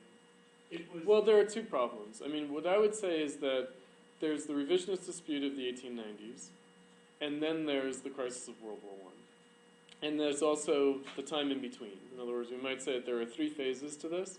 That there's, upon Engels' death, there's Bernstein saying, well, I've been having some thoughts, and maybe these thoughts don't amount to anything, but I'm going to offer them anyway. Because basically now that Engels is dead, he can feel uninhibited to speak his mind. And he's saying, well, the workers' movement, and by which he meant the British workers' movement, has developed to such a point that perhaps revolution a la 1848 has been rendered obsolete. In other words, that we won't expect socialism to proceed in a place like Great Britain, in the advanced capitalist countries. Maybe in a place like Germany, but hopefully not. But in a place like Britain, we can't expect a political collapse and revolution. In Germany, maybe, because Germany is still controlled by, feudalism, the Prussian state, etc. But in Britain, we can't expect an 1848 revolution. In other words, we're not going to have a crisis in Britain akin to the crisis of Chartism of the 1830s, 1840s, on which Marx based his perspectives. And he's basically saying, well, and so what does this say? And he's saying that socialism is developing within capitalism, that there's an evolution of capitalism into socialism, and then Kautsky, Rosa Luxemburg, Plekhanov have to say, well, no, wait a second. In fact, what's happening is not the evolution of socialism out of capitalism. but rather a deepening crisis of capitalism. In other words, what looks like the gains of the working class are actually a deepening crisis of capitalism. So my point was, it seems to me, and I have anything less sympathetic to the CPGB than you on this point, that really Lukács is standing in for Lenin against Kautsky in many ways, and that the whole question of Kautsky versus the left wing of the Second International is what's avoided. I would say Mike Macnair is very explicit about this. He basically thinks that Lenin's good up until 1914, and then Lenin goes too far left. Well, Lenin reads Hegel. They're still complaining that we can't hear Richard, so they Okay. rephrase the question. But the question, okay. the real question I wanted to ask was not about those comments. The real question that I have is about the relationship of Marxism to philosophy. I mean, the assumption here, which it seems to me you share with the CPGB, is that philosophy is a kind of rarefied or abstract thinking about social matters. No, I don't think that they think that at all. They think that that's the ideological short circuit. Well, That's the philosophy trap. In terms of Yeah, the CPGB doesn't think that that politics should be about philosophy. Okay, but here's my question. If you look at like two words, And I would agree with that, by the way. right. But so then the question becomes, and most Marxists, and serious Marxists, at some point say, well, of course that's the case. But at the same time, obviously Marxism has a historical relationship to philosophy, particularly Hegelian philosophy and German idealism. Let me say something about this, because it's very specific. What I would say is that Korsch, first of all, Lukács, History and Class Consciousness, is not some kind of blueprint for Marxism. It's not some kind of handbook for how Marxism should be organized. What it is a series of essays critically reflecting on problems of theory and practice in Marxism as had manifested in the crisis of World War I and the revolutions that followed. So it's very specific set of essays, and he even says, look, these essays don't amount to a treatise. They're occasional studies, essentially, and they don't have the systematic unity that one might want from them. And he says, but I'm not even trying to offer that, actually, because, in fact, you should just follow the program of the Third International, right? And that's, by the way, what Macnair is taking issue with. Macnair is saying the program of the Third International is the problem. Korsch, on the other hand, is also very specific. His Marxism and philosophy is not some kind of treatise on philosophy. What it is the question of what he considered to be a neglected aspect of Marxism. In other words, he thought that in the Second International that there had been philosophical eclecticism, which wasn't the cause of the crisis of the Second International, but was related to the crisis of the Second International. What he says is that basically, look, we can no longer afford to claim that philosophical issues are irrelevant. They seem to be relevant, and he's saying they seem to be relevant in the same way that philosophy was relevant in the era of the bourgeois revolution. That's what he's saying. He's saying that the reason that philosophy is a relevant issue in Marxism is because it's always been a relevant issue in terms of the bourgeois epoch. In other words, that Kant and Hegel's philosophy is related intrinsically to the revolt of the Third Estate. And therefore, you can't claim that philosophy after 1848 has no relation to politics. That's what he's saying. It's a very specific point that actually can't be generalized in certain ways. The attempt to generalize it beyond that point would be absurd.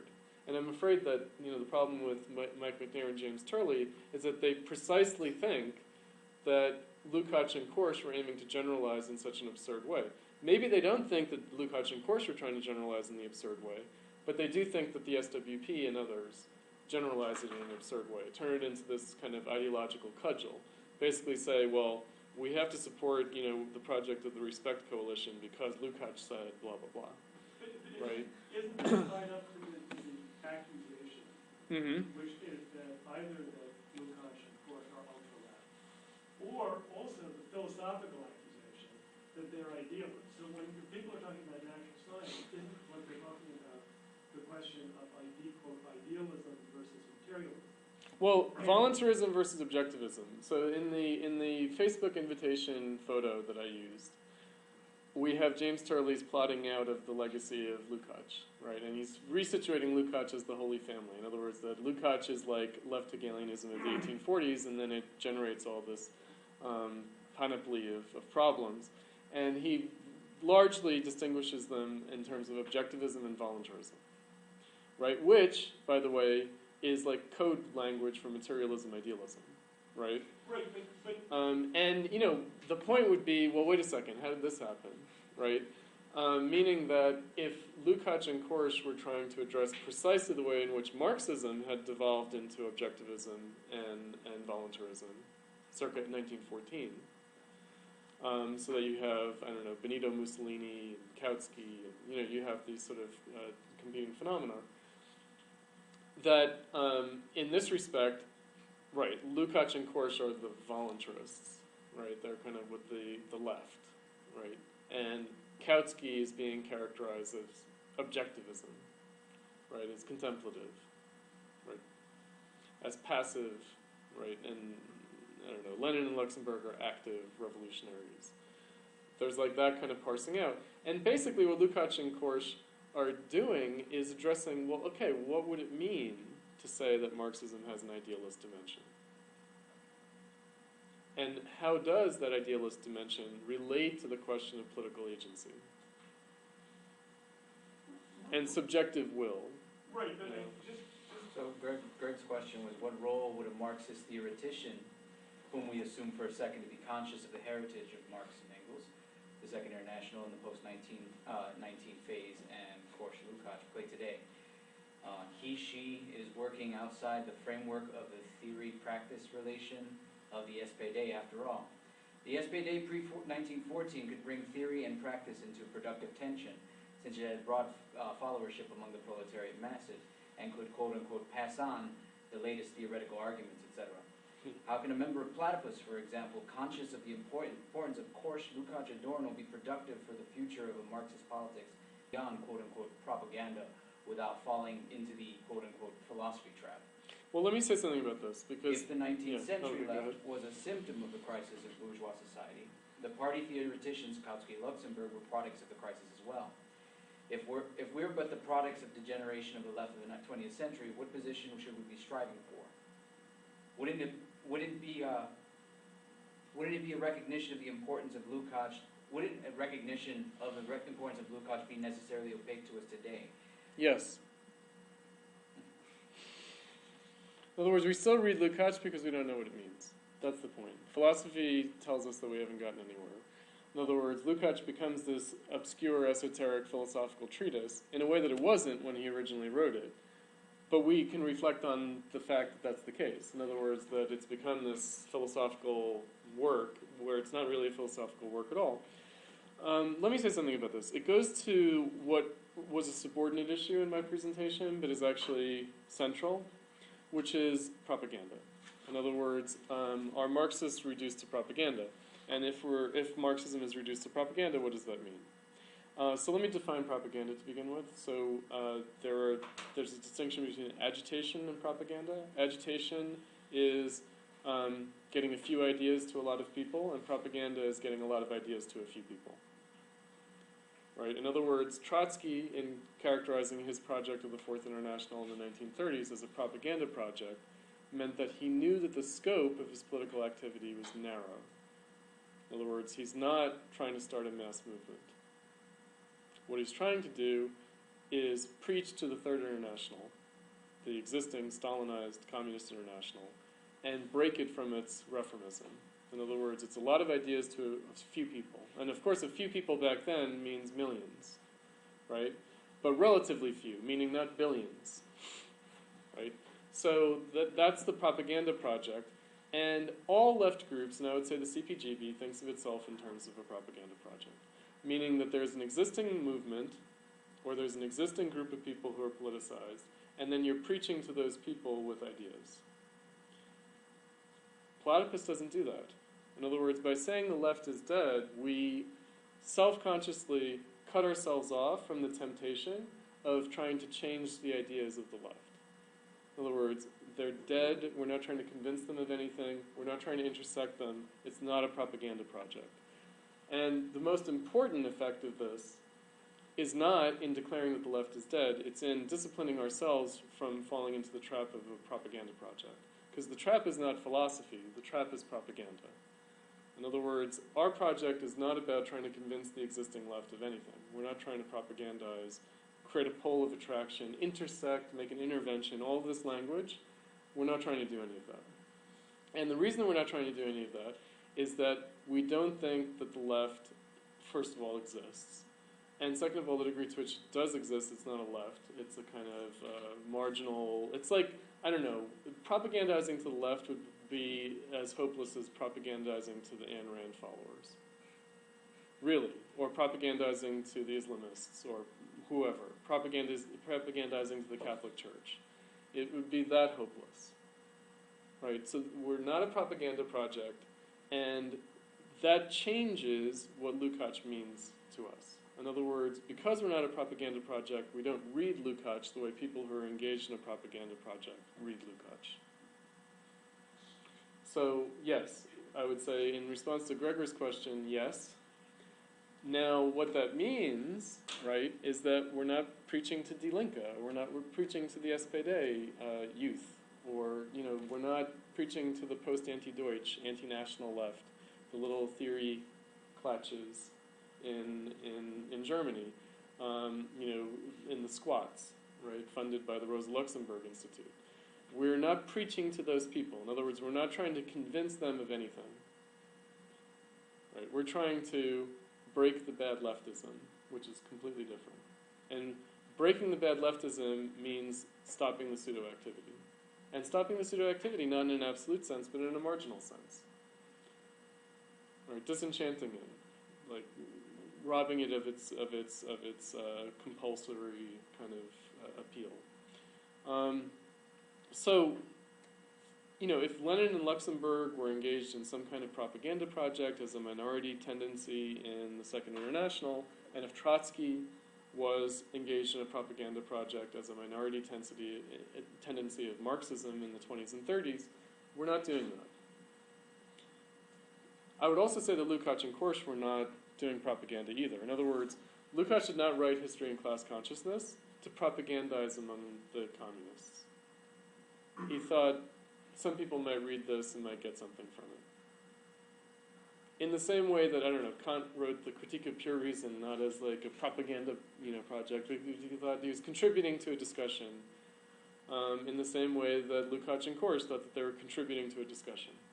What we need to understand is that that public sphere of contributing to a discussion does not exist in Kant's sense, and it doesn't exist in Lukács and Korsch's sense. In other words, neither the discussion that Kant might have thought of himself as contributing to of the 18th century, nor the discussion that Lukács and Korsch might have thought they were contributing to in 1923 exist. Nor is the conversation that we seek to host in Platypus that discussion in which such a contribution would be made. So all of these things change the character of what these ideas mean. In other words, we don't think that the problem with the left is that they don't read Lukács enough. Let that sit in for a second. Right? Meaning, when you guys read Lukács in the Platypus reading group, the necessity of doing so is not straightforward. In other words, it's more to give you an idea of the way people used to think. Right? It's not like a set of ideas that you need to absorb and then go out and do something with directly. It's rather a recognition of, people used to think about things this way. These kinds of questions used to be raised in a particular way, and how come those kinds of questions aren't raised today? They're not raised today because we live in a different historical moment from that. In other words, there's no direct application of Lukács and Korsch's ideas. But rather, there's a question of how come nobody thinks about things in this way? Like to recognize the peculiarity, the sui generis character of Marxism, and to recognize that it has no place today. Then that would be, in a sense, the beginning of wisdom, meaning that then it would be a question of what would it mean for politics to emerge that could generate a situation in which people could think this way again. Right? It's like several steps removed. Right. So, of course, what the SWP does in the United Kingdom in brandishing Lukács and Korsch as cudgels in their movement building, no, we don't want to have anything to do with that. I remember, in fact, early on in Platypus, The second public forum that we organized, the 3 Rs, Reform, Revolution, and Resistance, our anarchist members who subsequently quit, Dakota Brown and Eric Triantfalou, got upset. We were having a meeting in this very room talking about the 3 Rs forum and organizing it. And they said, well, Chris, you can't just throw history and class consciousness at people. You can't invite these anarchists to have a discussion and then just yell reification at them. And I said, believe me, that's not going to happen. In other words, so they had this anxiety that they didn't want to put on the event because they were afraid, if we get our anarchist friends onto a panel with Chris Cutrone, and he's sitting up on stage with them, that he's just going to whip out history and class consciousness and say, reification! And of course, it's absurd. I would never do such a thing. In other words, the problem with Michael Albert and Paracon is not that it's reified. Of course it's reified. But it's so thoroughly reified that there's no hope of Michael Albert ever recognizing that it's reified. And so Lukács's critique of reification is so completely useless. Right? Like, I can't say to Michael Albert, well, have you read Lukács's History and Class Consciousness? This passage right here, isn't that you? Right? Because he would never recognize it. And because it's also not true. Meaning Michael Albert is no Kautsky. Pam's question, in what way was historical materialism a science? And then she interjects Marx's quote, we recognize only the single science and the science of history, from the German ideology. How did revolutionaries of the early 20th century understand this? And how does it relate to the new relationship between theory and practice in the post-1848 world, i.e. after the failure to overcome bourgeois society? Let me say something about this because it goes to the issue of positivism, meaning that if Lukács could accuse everyone of reification, then Adorno could accuse everyone of positivism, including Heidegger. In other words, including the anti-positivism of ontology. Now, positivism is a later phenomenon. In other words, positivism is a 19th century phenomenon. So when Marx and Engels say we recognize only one science,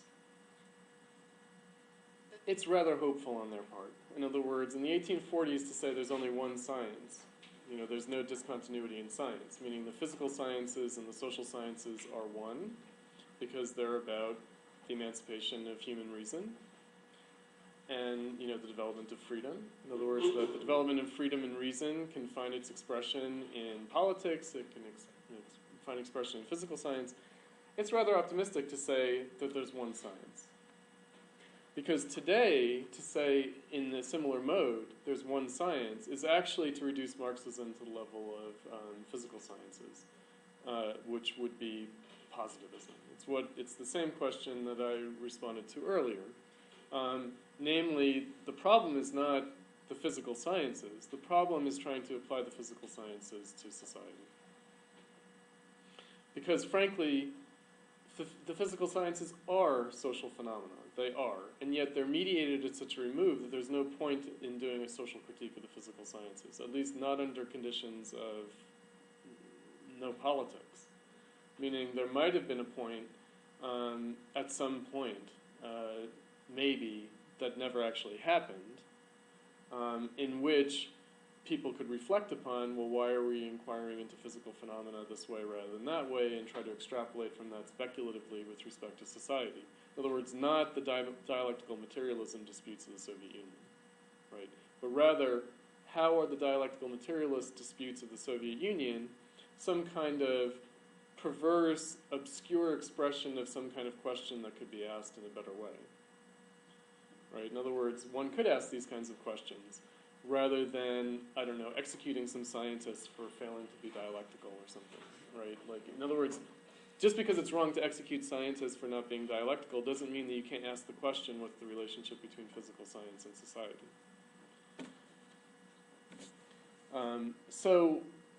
But again, what we're living in is a period after the 1840s, in other words, where it becomes clear that there's a disintegration. In other words, that there isn't the one science anymore.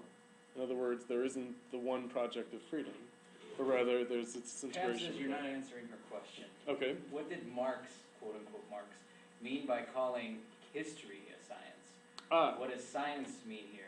Why isn't Marx using the word philosophy of history?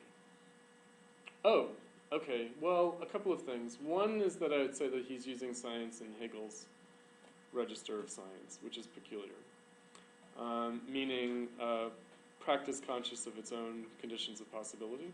And James Turley addressed this in the exchange that we had in his Antinomies of Georg Lukács article. Why doesn't he say philosophy of history? Well, in some ways, we would not want to say philosophy of history either. We're forced to say philosophy of history by virtue of what the word philosophy has come to mean. In other words, we can't say we're interested in the science of history because then we'd sound like Althusser. And the reason that we don't want to sound like Althusser is that actually Althusser's notion of science is Heideggerian. It's not. It has nothing to do with either the physical sciences nor with bourgeois emancipation or anything else. It has literally to do, if you read, Althusser, with the Heideggerian category of the revelation of being, which is not, it's mystical. It's not scientific, and in other words, as a function of the process of the disintegration of bourgeois society, physical science starts to look like alchemy. In other words, if people try to sort of describe what's going on in the physical sciences in other terms, outside of the strict terms of the physical sciences, they start to sound like medieval Gnostics. They start to sound like Stephen Hawking or something. Right? Stephen Hawking is like, physics is knowing the mind of God. Right? It's like, wait a second, how did we get to this point? Because, of course, I know what he means by that. And yet... Right. So what's the difference? And Hegel. Because we know that it means something different today. We know that when people walk into Barnes & Noble and pick up Stephen Hawking and say, physics is knowing the mind of God, we know that they're not getting it the way Newton or Hegel meant it. And that Stephen Hawking also doesn't quite mean it the way Newton and Hegel meant it either. Right? And all that I'm interested in is that discrepancy. In other words, that's the issue. The issue is, what do we mean by materialism?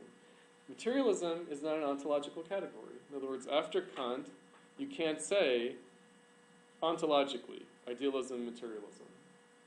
Does matter precede thought, or does thought precede matter? These are traditional ontological philosophical questions that were already put paid to by Kant. They're over. In other words, those kinds of questions are the questions for the pre-Socratics. They're not the questions for modern revolutionary subjects. They're just not. In other words... How do you read materialism in creative criticism, except as the defense of an ontological perspective? Which then Lenin claims that a particular ontology has political consequences. He doesn't. In fact, again, reading Lenin closely in Materialism and Empirical Criticism, he says the problem with the neo-Kantians is that they're not Kantian enough, that they regress back to Hume and Berkeley. In other words, the idea that Lenin is somehow against Descartes, for example, right? That's just wrong. In other words, just absolutely not the case. If we could go back in time and talk to Lenin, would we say, do you have a problem with Descartes? He would say, no, I have a problem with the Mensheviks. Right? He's not going to say, oh yes, I'm for Spinoza and not Descartes. Like, it's not going to be some Deleuze bullshit. This postmodernist anti-Cartesianism. It's not going to take that form. In other words, Lenin never thought, we're hashing out the debates of the 17th century. Okay, can I ask you a historical interpretive question? Right. So, without getting into art altogether.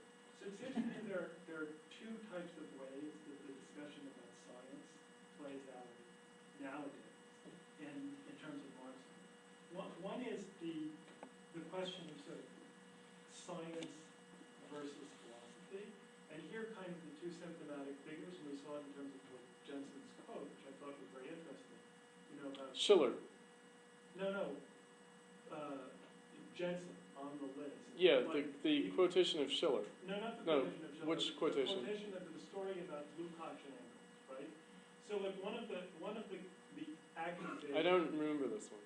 It's the one about like Engels supposedly saying that maybe you didn't use the thing in itself because like the progress of modern science. Oh right, that and then okay. Lukács saying, well, that assumes that scientists are spontaneously dialectical. That's one sort of opposition. And then the other opposition, which seems to be, so that's the opposition where the critique would be either that Lukács is idealist, or conversely, the opposite story, that Engels is the vulgarizer of Marx. Let me say something about Lenin, by the way, just along the way, which is that Lenin responded to Lukács's 1919 essay on illegality that he revised in History and Class Consciousness. He says, with a few more Marxist professors like this, we're done for. Right? No doubt. Right? But notice he didn't say, damned idealist. Right? In other words, the assumption being, if you're a professor, of course you're an idealist.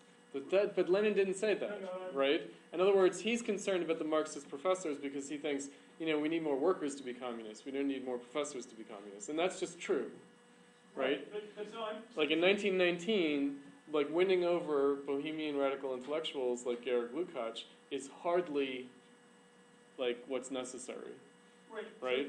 So that one conversation of on the one hand, accusation of... Because he could have just as easily said, I read this and it's idealist.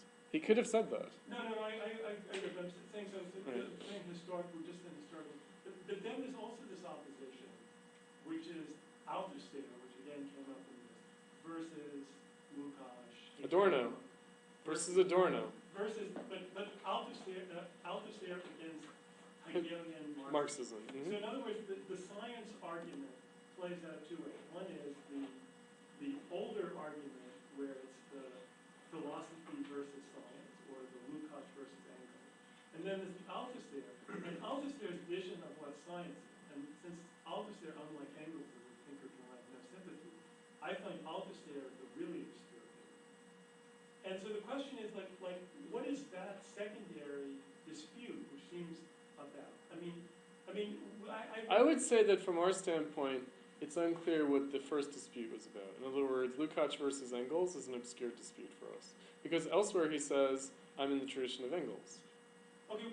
Right? In other words, it's not some kind of flat opposition by any means. Right, but so I read something interesting recently, two quotes juxtaposed. There's this quote from Althusser in which he says, Marx is the Galileo of the new science. Right? He compares Marx to Galileo. Uh-huh. And then there's another quote from Heidegger, who, in addition to hating Plato, hated Galileo. Yes. And I found that a fascinating opposition in terms of... Especially because in my view, Althusser is a Heideggerian. Well, that's what's interesting, your comment, which you especially... So here is Galileo, who stands in for science, right? The founder of the hardest of hard sciences. And then there is, on the one hand, the quote, the reactionary idealist Nazi philosopher saying, well, that's the problem. Oh, but here... And then yeah. there's Althusser, who's basically a Stalinist philosopher, saying, yes, and that's what Marxism is. All right, let's unpack that a little bit. I would say that the first thing that we need to do when we read this stuff... Can you repeat that for me? Okay, so Althusser said that Marx was the Galileo of our time. And Heidegger said... Of dialectical materialism. And Heidegger said... Founder of the new science. That Galileo was the founder of a new science in a bad way. Oh wait, what are you saying? Exactly. No, yes. I have to repeat your question because they can't hear you. So Okay? He said something to the effect, one can look it up, that Marx, in founding Marxism, played a kind of similar epochal role. Right, so Marxism is a revolution in science akin to the bourgeois revolution in science, Exactly. exemplified by Galileo, and Heidegger said something similar in a negative sense. Yes. So that's a problem. Right, Yeah, he just hated Galileo. in the same way that he hated Plato. Heidegger hated Galileo. I would say, first of all, these proper nouns are not about the proper nouns. I would say that these are formulations in which the proper nouns are just serving to illustrate. In other words, it really has nothing to do with Galileo or Marx, in either case, in either Heidegger or Althusser's case. So I think that we have to be careful the way we read. In other words, we're not reading judgments of actual people and historical figures. We're rather in the realm of metaphor. And both Althusser and Heidegger are being extremely metaphorical. And that, all that Althusser was interested in doing is pointing out that that Marx is a heretic in the bourgeois era in the same way that Galileo was a heretic in the era of the church. And in other words, that he's not making as grand a point as you claim. In other words, I'd say, Richard, that you're kind of weighting it in terms of a judgment of Galileo. It's not. It's some kind of cheap attempt on the part of Althusser to valorize Marxism by saying, if you want to be on the side of the good, thinking, reasonable people, be on the side of Marxism, in the same way that you wouldn't want to be on the side of the church against Galileo. Right? But why is it that particularly from the 60s and 70s, this appeal of a notion of Marxism as quote a science, but a science used in a very peculiar sense? Metaphorical sense. But science used neither in the ordinary sense nor in the Hegelian sense. What I would say is that what's remarkable about Althusser saying that about Galileo is that, of course, he's saying this at around the same time that what's-his-name is writing the Structure of Scientific Revolutions. Kuhn? Thomas Kuhn? The Structure of Scientific Revolutions, which, of course, looks at precisely the scientific revolution. In other words, precisely at Galileo. And in other words, how the Copernican turn is not the Copernican turn the way we might understand it, because of course people knew that the Earth rotated around the sun before this, but whatever. Now, Richard, look, I know that your issue is philosophy of science, and what I want to say is that, again, because Lukács and Korsch are not offering ontologies, that they leave science unscathed. Meaning that it's completely irrelevant to that. I agree completely with Richard, but in the dispute, by the way, with the CPGB, yes. in which I have no sympathy with the CPGB. Okay. The question then comes up constantly of this image of, like in the question of James Turley, don't you need to deal with the facts? Don't you need, like even the discussion, for example, the CPGB about philosophy. Well, there's obscurantism. This is the Locke and British empiricism. right. The charge. Like Locke and British empiricism are seen as more. The charge is that Kant and Hegel are obscurantists in the service of political reaction. That they're supporting the Prussian state again. They're counter-enlightenment. That they're installing an authoritarian view of reason against Locke, and that basically that Marx is in the tradition of Locke, not in the tradition of Kant and Hegel. That's basically the point, because Marx is politically radical and on the side of democracy and freedom, and putting theoretical issues in the horned hand of the workers, right, as opposed to the effete sycophants of the state or something, right. And so the question that I tried to raise, which I've of course elaborated elsewhere, is, okay, but what about Rousseau? In other words, if we accept the fact that for Kant and Hegel, Rousseau is key, then what do we make of the fact that Rousseau is against Hobbes and for Locke? In other words, that the modern dialectic of theory and practice and the revolution of modern philosophy, in other words, the idea that philosophy... Let me say something about that. Can I say something about that? What do we mean by philosophical questions? Because I tried to incorporate this into the presentation, but it just became too unwieldy. The presentation's too long to begin with. What do we mean by philosophical questions? Roughly speaking, and I'm not entirely sure of this, but this is what I came up with in terms of a formulation. One could say that philosophical questions are concerned with ontology, epistemology, and living the good life. And essentially, I would say that Marxism is not about any of these. In other words, Marxism is not about epistemological questions, ontological questions, or living the good life. So therefore, straight away, you could say philosophical questions are completely irrelevant to Marxism. In other words, traditionally speaking, these are the philosophical questions. What I would aver, rather, is that starting with Kant and completed with Hegel, these are no longer the questions that are being asked. In other words, that Kant and Hegel are not asking epistemological, ontological, or good life questions. And so what are they asking? What questions are they asking? They're asking questions about the relation of theory and practice in bourgeois society. And of course, their view of bourgeois society is that it's a cosmological phenomenon that reaches back into history, In other words, that the possibility of this new form of freedom has always been there and it's always been developing in some way. And they're basically saying, look, in our relations to one another and in our everyday practices, what's the relationship between thinking and acting, or theory and practice, and how do we grasp that? In other words, that the prima philosophia questions, or the first questions of philosophy, as traditionally understood, are no longer asked. In other words, those questions are rather subordinated to the question of what are we doing now and what do we think about what we're doing now. In other words, that to live, you don't have to ask, how do I know? What's the nature of my being? And consequently, what would it mean to live the good life, meaning what would it mean to live according to my true nature? Right? In other words, that those questions are in a sense either beside the point or secondary.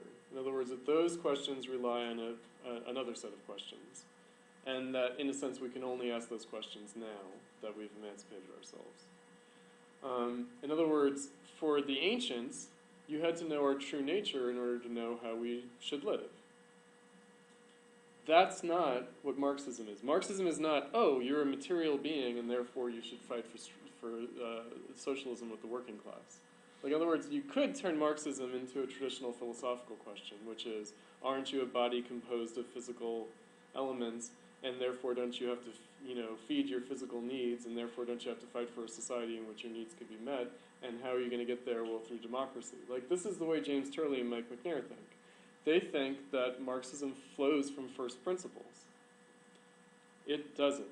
In other words, Marxism doesn't flow from first principles. Rather, Marxism arises out of an already ongoing, active dialectic of theory and practice. It doesn't have to say, wait a second, what are we again? And therefore, how should we live? Right? It's not ontological, period. Pat wants to contend that Marxism has something to say about the possibility of living a good life, or about the conditions for living a good life. And at the same time wants you to broach the issue of how, given what you just said, what the relationship of Marx to German idealism or Hegel would be. Okay, let me say something about that. Okay, because, I teach Kant and Hegel all the time. And I teach the practical philosophy, at least sometimes. I usually teach the aesthetic philosophy, but I sometimes teach the practical philosophy. Very simply put, for Kant, the highest duty for humans in this era is to serve the revolution. Period. His essay on the supposed relation of theory and practice, or that something is good in theory but not in practice, he basically says, look, we're living in the era of revolution, and why don't we, call people like Locke and Rousseau criminals and execute them? Right? He's very explicit about it. He says, because the highest moral duty today is freedom. It's the revolution. In other words, living the good life today is serving the revolution. And so let me digress for a second. Rosa Luxemburg has a great phrase at the end of chapter 1 of the Junius pamphlet, The Crisis of German Social Democracy, in which she says, look, we could be like the Jews in the era of Moses that had to wander for 40 years in the desert, that they all had to die in order for the promised land to be found. That's the perspective. In other words, the perspective is that this generation of human beings living on the earth right now, the best thing that we can do is struggle to overcome capitalism. There is no good life short of that. And it's a good life that we're not going to ourselves live. In other words, the emancipated future is not going to be ours. We are not going to live in a post-capitalist world. We are going to facilitate the bringing about of a post-capitalist world. And therefore, it's not for us to live the good life. It's for us to make the revolution.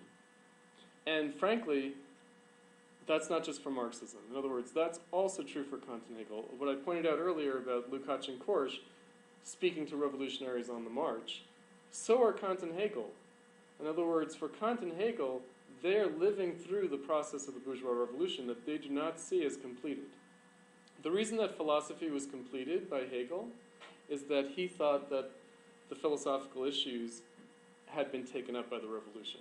In other words, this is where the affirmation of the Prussian state. No such thing. Hegel is saying, even under the Prussian state, the revolution is proceeding. Because the revolution is in civil society. He has a liberal view. And we can say that with the Industrial Revolution and the new problems of capitalism, that liberal view is inadequate. Nonetheless, it's a revolutionary view. He's saying, even if you're living under the Prussian state, you're living in bourgeois social relations, which means that you're living in the revolution. It's an ongoing process for Kant and Hegel, and that's the highest moral duty that individuals can serve. Marxism inherits that. The problem is that Marxism inherits that in a more acute way. In other words, for Kant and Hegel, engaged in a society of production and trade and commerce and contributing to the public sphere, exercising the public reason, that was participating in the revolution. Obviously, in the 19th century, the revolution becomes a much more pointed affair because it's no longer about the bourgeois public sphere. It's about the class struggle of the workers against the capitalists, which is a different thing. It's a meaner world. What we can say is that in the 19th century, what the world of bourgeois emancipation of Kant and Hegel becomes a very sharply pointed affair. And that for people like Lenin and Luxemburg, they assume that they shared the world of Marx and Engels. In other words, they assume that they live in this similarly, meaner revolution that originates in the 1840s, essentially. We might say, if only it were the case. In other words, certainly Althusser, people like that, thought that they were still living in that world. In other words, they're like, where's the revolution going on? And then the great proletarian cultural revolution in China. Okay, that's where the revolution is going on now. No, the Arab Spring is not that. I'm sorry. In other words, as much as the great proletarian cultural revolution in China was deeply problematic, we might say it still had possibilities because of its relationship to international communism that something like the Arab Spring today simply doesn't have. It's much more nebulous. And, it's a shame, but true. And so, in this respect, right, again, there is a relationship. What I would say is that epistemology, ontology, and the good life, they're not rendered irrelevant. They're rendered subordinate and secondary. And so, the good life is rendered secondary to the revolution. Pam says, so Marx is interested in the adequate relationship between theory and practice in relation to Hegel's task, i.e. of the striving of freedom in the context of industrial society? Yes, of course. What I'd say is that the issue of theory and practice, the articulated non-identity of theory and practice in the bourgeois era, is compounded by a new problem in the Industrial Revolution. The reason that it's compounded by a new problem in the era of the Industrial Revolution is that it's no longer a matter of the emergence of the social relations of labor. In other words, what Hannah Arendt said. Hannah Arendt says, labor is the egalitarian way of making people live together. No, after the Industrial Revolution, labor is the egalitarian way to put it in Rosa Luxemburg's terms, for the workers to cut each other's throats. Right? In other words, labor is what drives people against each other after the Industrial Revolution. In the bourgeois era, labor is what brings people together. It's a form of social solidarity. In the Industrial Revolution, labor is what drives the workers against each other. In other words, it's the attempt to survive on the basis of the value of labor that's been evacuated. In other words, you demand that everybody work, but the social value of labor has been rendered obsolete, and so what that means is that you have a permanent group of unemployed people and you have the expendability of humans. Of course, this is like a complete collapsing and telescoping and much too drastic simplification of the issue.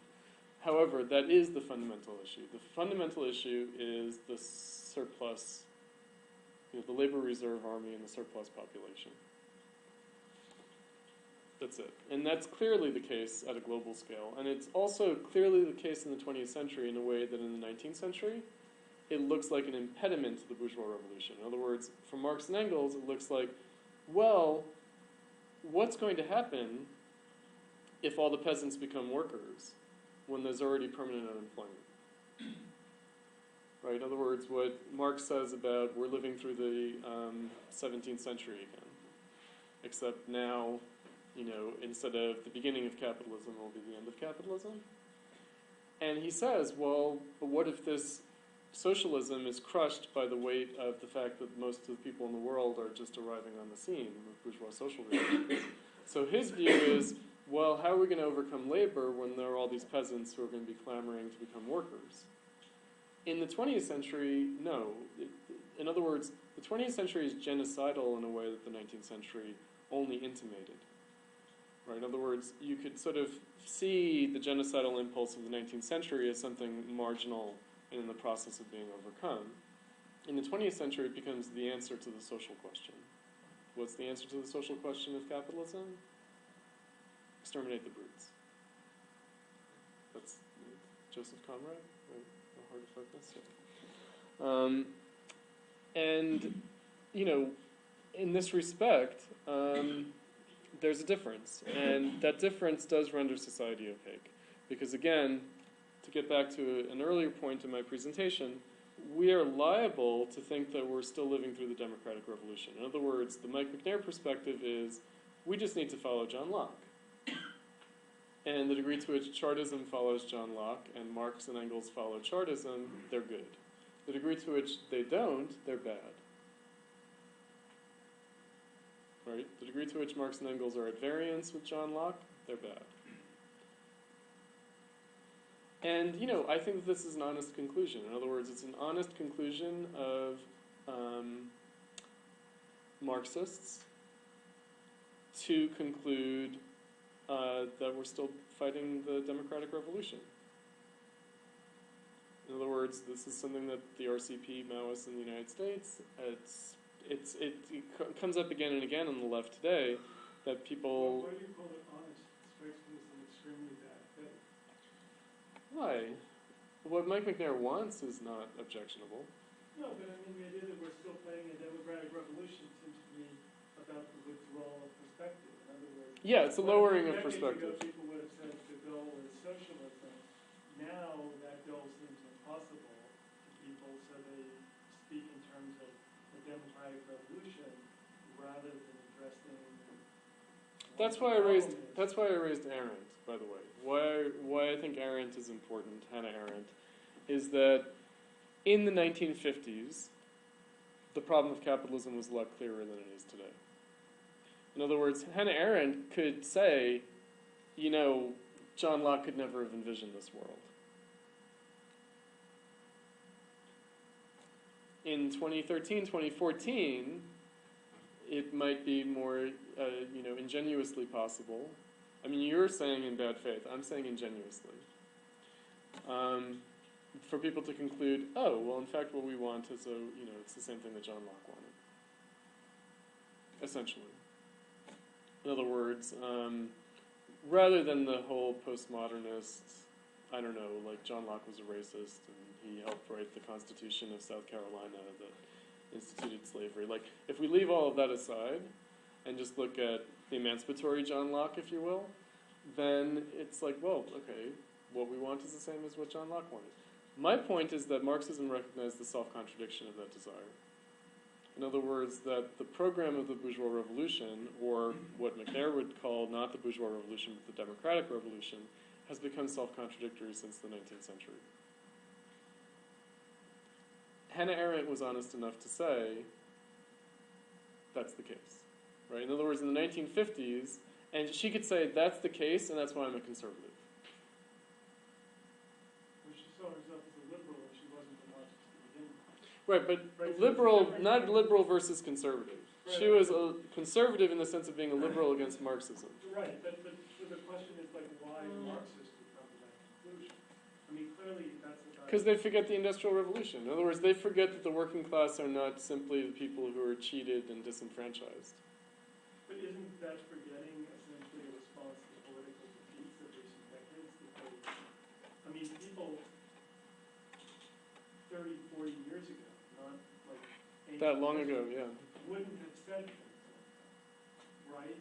So aren't we talking about, like that's where it seems to be different from what we're talking about with an arm. It seems to be coming from a different place. Yes. Right. There's a lowering of horizons. Yeah, there's a lowering of perspectives. Absolutely. Mm-hmm. So isn't that just because the New Left just gave up on the working class? No, I wouldn't say that. See, this is where like the Walter Ben Michaels or Adolf Reed perspective is not going to serve. Meaning that it's not that the New Left gave up on the working class. The New Left thought that it was beyond the working class, and then it rediscovered the working class. Meaning in the 60s, they were like, well, of course we want the workers, but, we're beyond that in the sense that, there are some insoluble problems there. And then in the 70s, it's like, oh yeah, the workers, again, because now the economic crisis, and now the unions are under attack, and so the unions are no longer seen as part of the system, but are seen as some kind of resistance against, worse changes. So I would say the New Left did not abandon the working class. What I would say is that they didn't recognize the problem of the working class. In other words, and that's where their love-hate relationship to the working class originates. Because, they hate the workers until they love them, or they love the workers until they hate them, and they don't understand that that's not the problem. The problem is not, should we be on the side of the workers or not? And, because what does it even mean to be on the side of the workers today? Are the unions on the side of the workers? Are social democratic parties on the side of the workers? No. Right? Are the workers on the side of the workers? That's really the question. And so, again, it gets back to a more formless kind of problem, which is, I would provisionally offer that we're rehashing the revolt of the Third Estate, except in a degraded form. Meaning that it's social justice and democracy and recognition and alterity and all of these kind of categories, and it's not even the politics of labor. In other words, if Hannah Arendt or Joan Robinson or Adorno could talk about the self-contradiction of the law of labor, we're not faced with that problem now. I want to quote someone from the early history of Platypus, one of the labor militants that we used to engage, Chuck Hendricks, who was on several panels of ours, and as well as writing an article for the Platypus Review early on. He's a kind of syndicalist, an anarchist. He has an anarchist background. Former anarchist, become labor militant, but still with some anarchist, commitments ultimately. His self-understanding was still anarchist. And he said, very simply, the labor movement died in the 1930s. It died in the 1930s. It didn't die in 1948 with the Taft-Hartley Act. It died in the 30s. In other words, it died when most people think it was at its height. And that's because he knows that once the labor movement became about something other than the struggle for socialism, it was no longer itself. Right? So it's not about the New Left. It's not like the labor movement died in the 60s and 70s because the New Left killed it. No. The labor movement died of its own accord after World War I. And it died of its own accord, not as a labor movement, but as the struggle for socialism. Because there is no labor movement without the struggle for socialism. There's no bourgeois emancipation without the struggle for socialism. And so I come back to my original point, which is that the highest duty is the revolution, and the revolution means the struggle for socialism. In other words, being a militant liberal or being a militant Democrat, the Arab Spring, no, it's not sufficient. We're going to switch to a question from Lucy. About Lenin and the aftermath of 1914 and the CPG's disagreement with him politically. The question is, how does this affect the reception of Lukács versus how we approach Lukács as condensing the lessons of the Bolsheviks? Here's the point of clarification. All right. Now, I would say that the critiques that I've read, because perhaps I've missed some, but the critiques that I've read in the CPGB of Lenin after 1914 is certainly not a critique of his politics. Meaning, he's against the war, he's for the struggle for socialism. No, they're not against his politics. What they're against is his self-understanding, which is different. In other words, they have ideological disputes with Lenin as to the meaning of his politics. In other words, the way Lenin explains his own politics, they would take issue with that. They would say, the fact that Lenin after 1914 starts to think that his perspectives go all the way back to the Bolshevik-Menshevik split in 1903. Whereas after 1905, Lenin says, well, no, those old disputes are completely irrelevant. But then again, right, without him saying the Mensheviks are good, right? But right, he's saying, look, that dispute has been rendered obsolete by the 1905 revolution. So in 1914, the fact that he thinks that the crisis of the World War goes back to what I would call the revisionist dispute, or goes back to the Bolshevik-Menshevik split, which is how he understood the revisionist dispute at the time, or how he understood the split in terms of the revisionist dispute. That basically they say this is a poor way of understanding what really happened. And so they're on Lenin's side politically, but against him theoretically. In other words, they don't like Lenin's own explanations. They don't like the state and revolution. They don't like left-wing communism. They like what is to be done because it's a Kautskian document, anti-revisionist Kautskian orthodoxy. They don't like the state and revolution, or left-wing communism and infantile disorder, or imperialism, the highest stage of capitalism. They don't like any of those because, not because they disagree with Lenin politically, but they don't like his theoretical explanations for his own politics. And what they think is that people who follow Lenin theoretically basically make the same mistake, at best, they make the same mistake that Lenin himself made about how he understood his own politics, and then it yields a bad politics. In other words, that if you take Lenin at his word, you get a worse politics than Lenin's actual politics were. Which I would just point out, okay, well then that's a case in point of the need to relate theory and practice. Right? In other words, we might dispute. I would basically say that given the degradation of consciousness since then, we essentially have to accept Lenin's view of his own politics. In other words, that we don't have a better way of understanding Lenin than Lenin himself understood himself. But maybe there is some kind of mismatch between theory and practice in Lenin. I'm just saying that we're not in a position to judge that.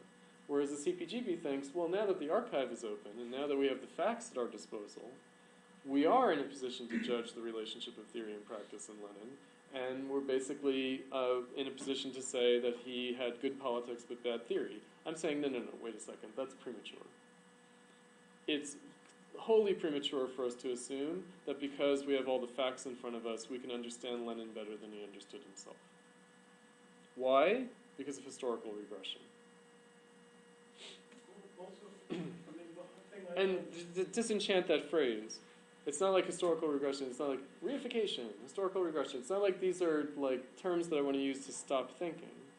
What I mean by that is that our present relationship of theory and practice is lower than Lenin's, period. And therefore, even though there might be problems in the way Lenin understood his own politics, we're hardly in a position to judge.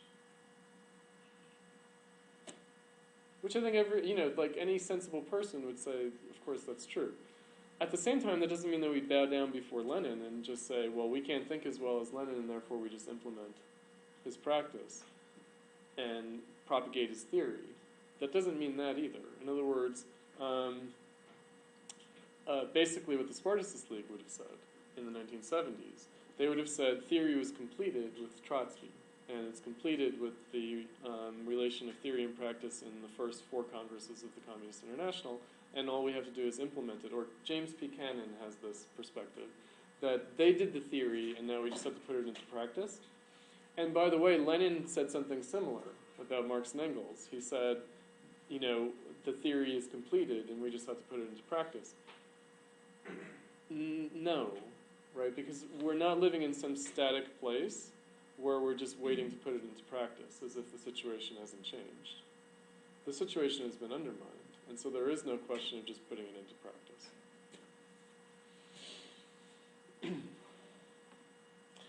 And because we have that perspective, it changes the character of our activity.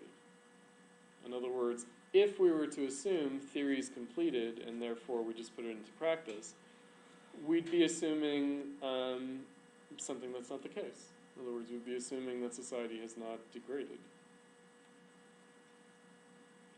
In other words, that's where we'd be right Hegelians. In other words, that's where we would I don't know, theory's completed in the same way that Hegel thought philosophy was completed, and therefore we just have to, live this way or something. I think it's a just at sort of a level of common sense, like whether one agrees with Lenin or not, Lenin's self-understanding of himself seems to most people, or has always seemed, much more prima facie plausible than the other story.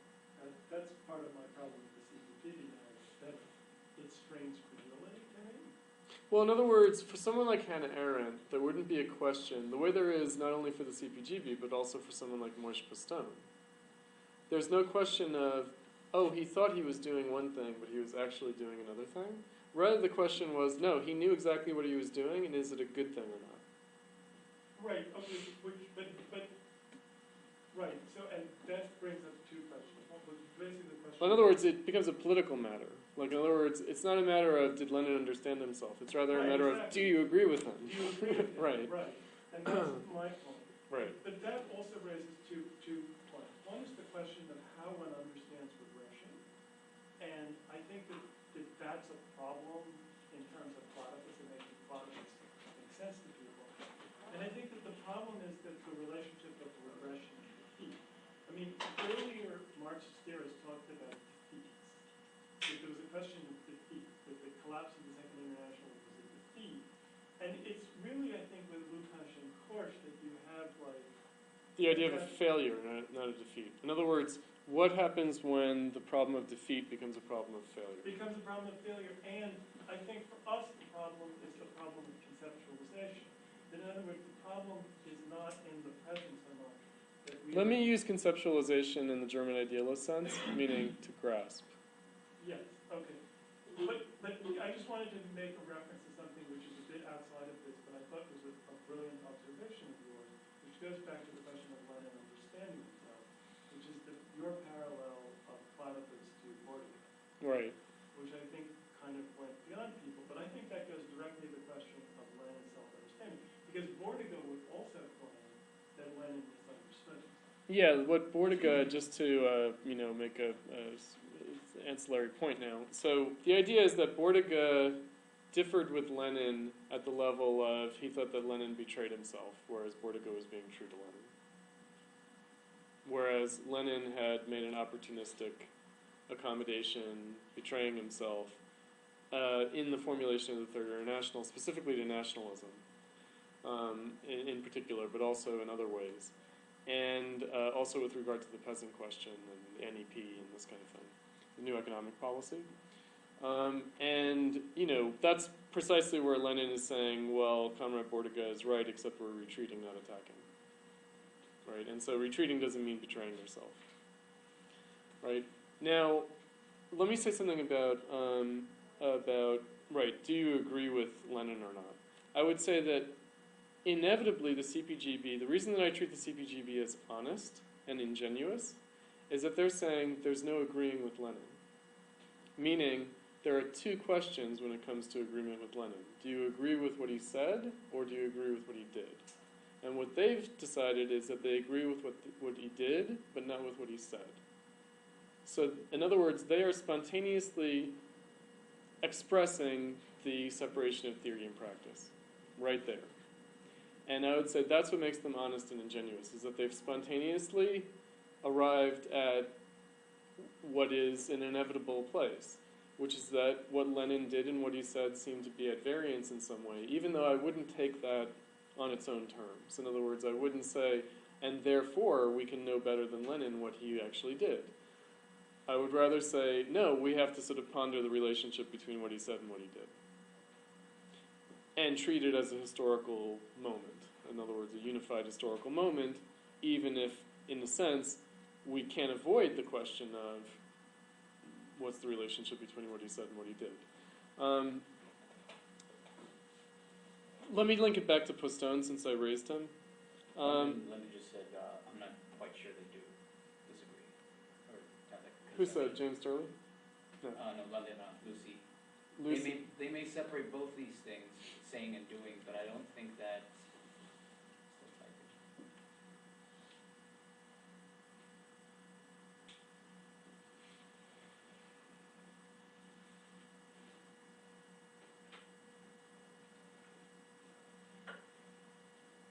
Well, this is where I've, the degree to which I've studied the CPGB's positions closely and thought that they were useful for me to study closely and that they were pedagogically useful for Platypus in terms of directing our attention at them.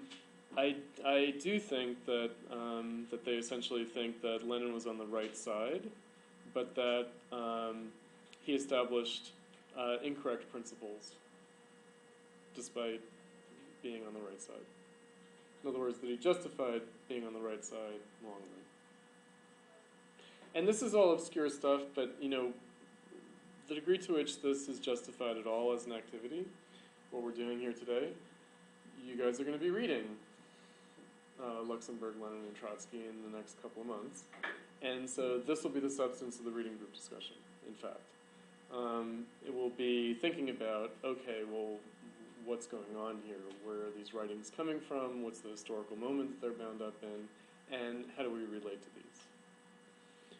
What I'd say is that the CPGB, the way they lay out, people use Lukács and Korsch in a bad way, but they also use Rosa Luxemburg's The Mass Strike pamphlet, or they use Lenin's The State and Revolution, or they use Lenin's Left-Wing Communism and Infantile Disorder. The people on the left today do, in fact, abuse these texts in precisely the way that the CPGB points out, except that the CPGB holds Lenin and Luxemburg and Trotsky responsible for people's political practice today in a way that I think cannot be the case. In other words, I don't think that it's Trotsky's fault that the ISO is the way it is. Is it close? Well, interestingly enough, yes and no. Yes and no. I would say that it is, but that there's no point in blaming Tony Cliff. Like, in other words, like, what am I going to, haul the ghost of Tony Cliff before the bar of justice because he's dead, and say, you have made the left, as miserable as it is today. No, the left has been miserable for a long time. In other words, part of the point of Platypus is to disenchant us of our present moment. In other words, when we say that the left is dead, we don't mean that it died yesterday. Right? It's not like, oh, what crime was committed yesterday and who was responsible for it 30 years ago. Right, when the SWP was founded in the United Kingdom. That's not the point. The point is not to assign guilt. Right? It's not like, oh, the left died because this nefarious character did this. No. Whereas, frankly, that's what the CPGB does. In other words, the CPGB says, Lukács wrote this text. And yes, it is based on these mistakes that were made in the Third International, and the theses and principles of the Third International that Lenin had a hand in formulating actually do lead to all the problems on the left today. No. But they're not doing that to assign blame, but rather to learn from it. Right. In other words, their assigning blame is really secondary. But I wonder the effect that this. In other words, if the CPGB were to have any kind of influence, I wonder what kind of influence it would have, because they don't really have any influence. In other words, we're the only people taking them seriously. In all truth, we're the only ones who are paying this close attention. And so the question is, might this lead to a set of thought taboos? In other words, I think that you can learn a great deal from reading, Lenin, Luxemburg, and Trotsky straightforwardly, and that you can read the resolutions of the early Third International on the organization of communist parties and the principles of their work. I think that these are rich texts. I don't think that they're like mistakes waiting to happen and to ensnare the unwary, and that, I don't think that these texts should be prefaced with, and that's why the ISO is the way it is today. Right? I think that whole approach is wrong. That doesn't mean that we just implement these. In other words, it's not about taking these texts as gospel. It's a different approach to history. In other words, what the CPGB does that's like Platypus is treat these texts as historical. And that's why it comes down to the way Mike Macnair framed his debate with me after the Platypus Convention, the study of history. In other words, he's saying, if you study history the way Chris Cutrone wants to study history, you're doing biblical exegesis. You're regressing from an empirical, fact-based, source-critical approach to a biblical exegetical approach of interpretation. and that if you adopt that, you'll never learn the facts of history, and you will establish a guru cult in which people will be indoctrinated in some esoterica. My point is that, we're not giving we're giving a definite reading of these texts in a particular way, but not insofar as they become catechistic. Like they're not, Dale wants to know why Trotsky isn't included in James Turley's Holy Family diagram. Would the CPGB consider Trotskyians of World War II as falling into Lukachian sins as well, or only the Cliffites? Does Trotsky already, for the CPG, possess the problem of quote-unquote voluntarism? Especially in the transitional program. Yeah, maybe. Yeah, they don't like the transitional program. Yeah, I would say that they... very simply, and maybe I'm doing an injustice, but hopefully not, they distinguish between Lenin and Luxemburg and Trotsky. In other words, Luxemburg and Trotsky are ultra-lefts, and Lenin is a Kautskian centrist, in a good way, and then he joins the ultra-left. In other words, the degree to which Lenin and Trotsky come to a rapprochement, or Lenin and Luxemburg have a rapprochement with respect to the Third International, most people would say that Luxemburg is left of Lenin and that's a good thing. What the CPGB is saying is that Luxemburg is to the left of Lenin and that's a bad thing. And that when Lenin tacks left, he's committing an error. In other words, most council communists or anarchists who like Rosa Luxemburg, or the Marxist humanists who like Rosa Luxemburg, they would say, oh, Lenin is good insofar as he's like Rosa Luxemburg. The CPGB says the degree to which Lenin is like Rosa Luxemburg, he's bad, because he's too left-wing. Trotsky is also part of that. In other words, Trotsky is also to the left of Lenin, and that's bad. And how did they see Trotsky then, when Trotsky was fighting, when Trotsky was part of the Measure-Nazi, as opposed to Lenin? I mean, normally Trotsky is then seen as, in some ways, to the right of Lenin, and also in terms of the Trotsky joining the Bolsheviks and Lenin adopting the permanent revolution. What they would say is that the October Revolution is made by the Bolsheviks, and that it's not made by Lenin, first of all, and it certainly isn't made by Lenin and Trotsky against the old Bolsheviks.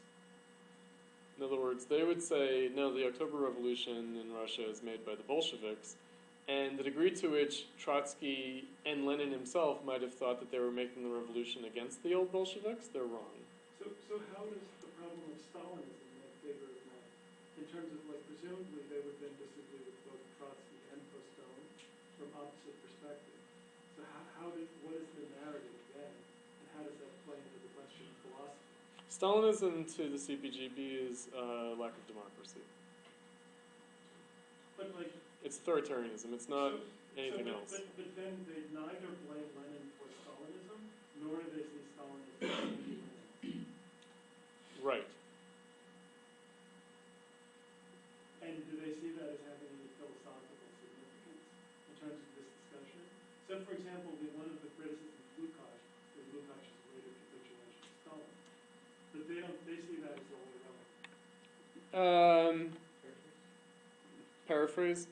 This is going to be hard to paraphrase. No, it's impossible to paraphrase Richard's questions because they're too precisely formulated. Josh? How would they not blame Lenin for Stalin?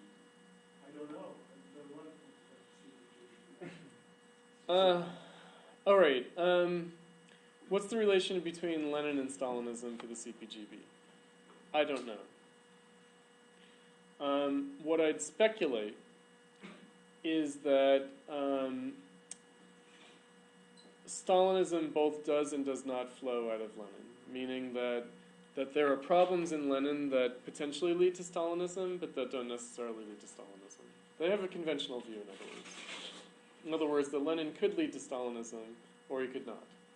But it's not a Trotskyist perspective, and it's not... Well, Trotsky would never say that Lenin could lead to Stalinism. In other words, Trotsky thinks that Stalinism is the negation of Leninism. And so, basically, Trotsky thinks that Stalinism comes from elsewhere. It doesn't come from Lenin. Right? That's our perspective, by the way. It comes from elsewhere.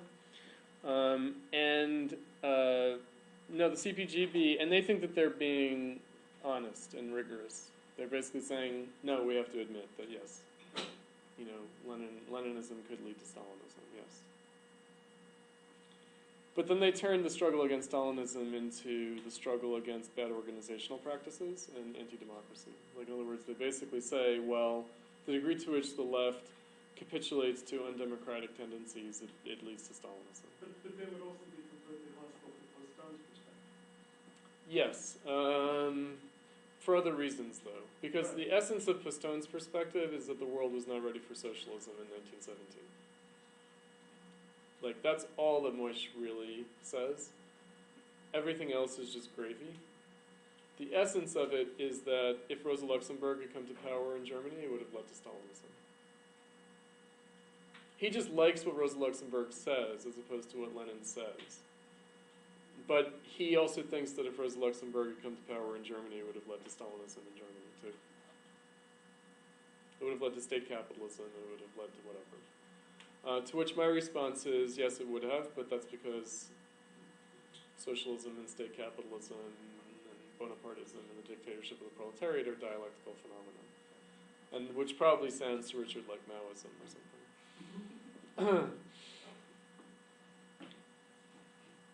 Because this is the great proletarian cultural revolution notion of dialectics or something. It's, except not. So draining.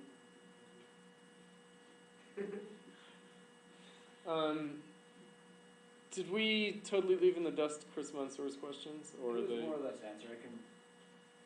Maybe we could ask Chris whether his. Well, I did. He didn't respond. I don't know if he had to leave or something. Okay. His question was, if Lukács understood class consciousness as consciousness of history, what does this exactly entail?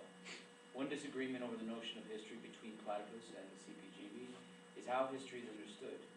Is consciousness of history a consciousness of its empirical forms, i.e. its hard dates, events, and actors, or is it a consciousness of what history means in the present, i.e. how we give form and meaning to the past in light of present circumstances? Accordingly, can an individual or social group, i.e. revolutionaries or the proletariat, bear greater consciousness of history over a historian that has an encyclopedic knowledge of history's blind facts, but who is not revolutionary in his motives? Wow. No, I would say that that question is very loaded. I think it's not about having a perspective that's over, right, any other perspective. In other words, it's not, that philosophical history is better than, what's Hegel's other term? Narrative history. Like in the beginning of the Introduction to Philosophy of History distinguishes. Basically, I think that he says something like descriptive, analytic, philosophical, but he doesn't use quite those categories. No.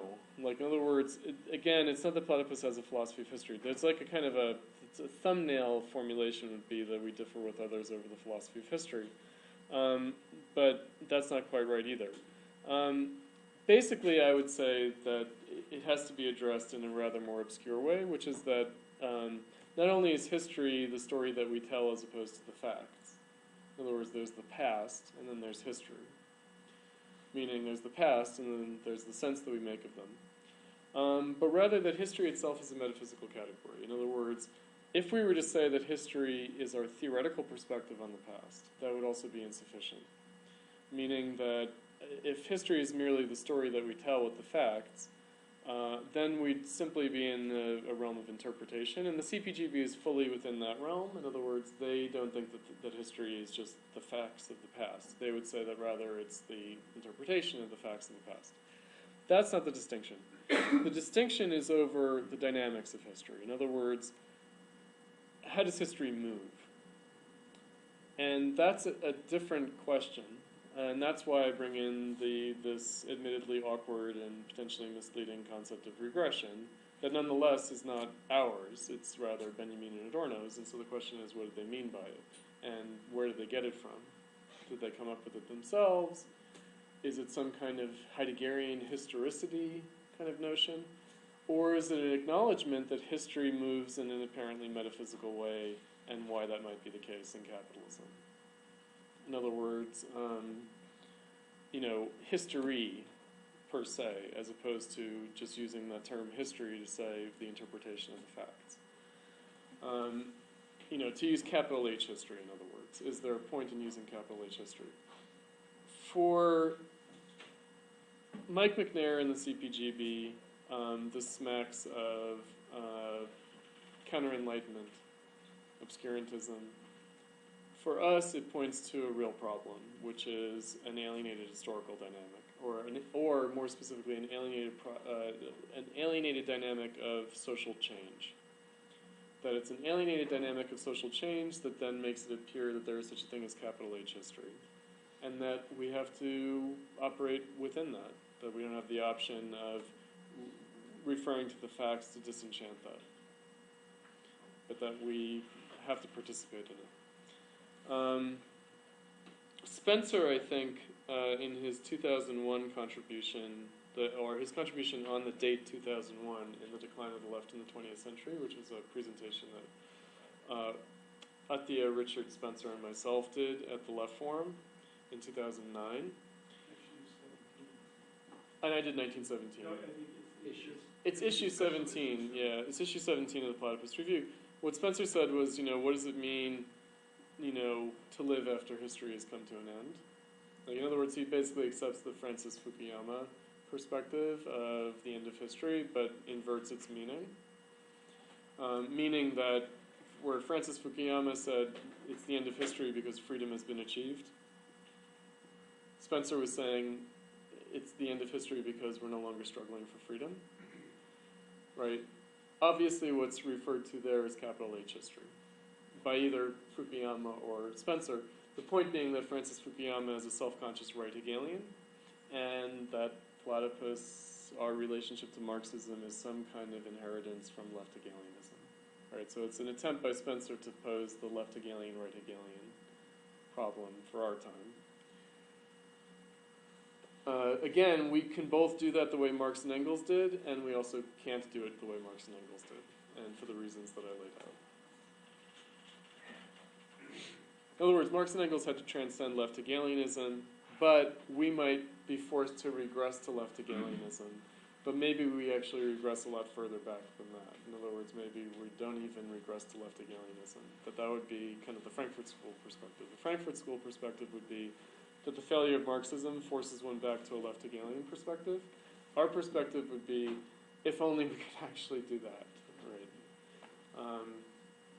And just to quote Korsch again, Korsch says that he says in 1923, when one reads the debates of the of the young Hegelians of the 1840s, one realizes the much higher level at which the conversation takes place than today in 1923. I would say we can't even recognize that. I would say that's become utterly obscure. I think that for Mike Macnair, on the other hand, what happens with Marx and Engels is that they leave Germany, they get down with Chartism, and they cure themselves with the German ideology, and get with English empiricism or British empiricism, and join up with the state of the art of the bourgeois democratic revolution, and leave all that obscurantism behind. That's his narrative. His narrative is, thank God Marx and Engels got out of Germany, and probably thank God they got out of Paris and ended up in London, so that they could meet up with the Chartists and get scientific. Whereas my point would be that at no point did Marx and Engels encounter Chartism as the contradiction of Hegelianism.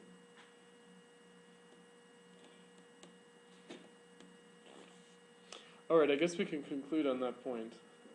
So like I said, this is partly in motivation of the reading group that you guys will be engaged in coming weeks and coming months.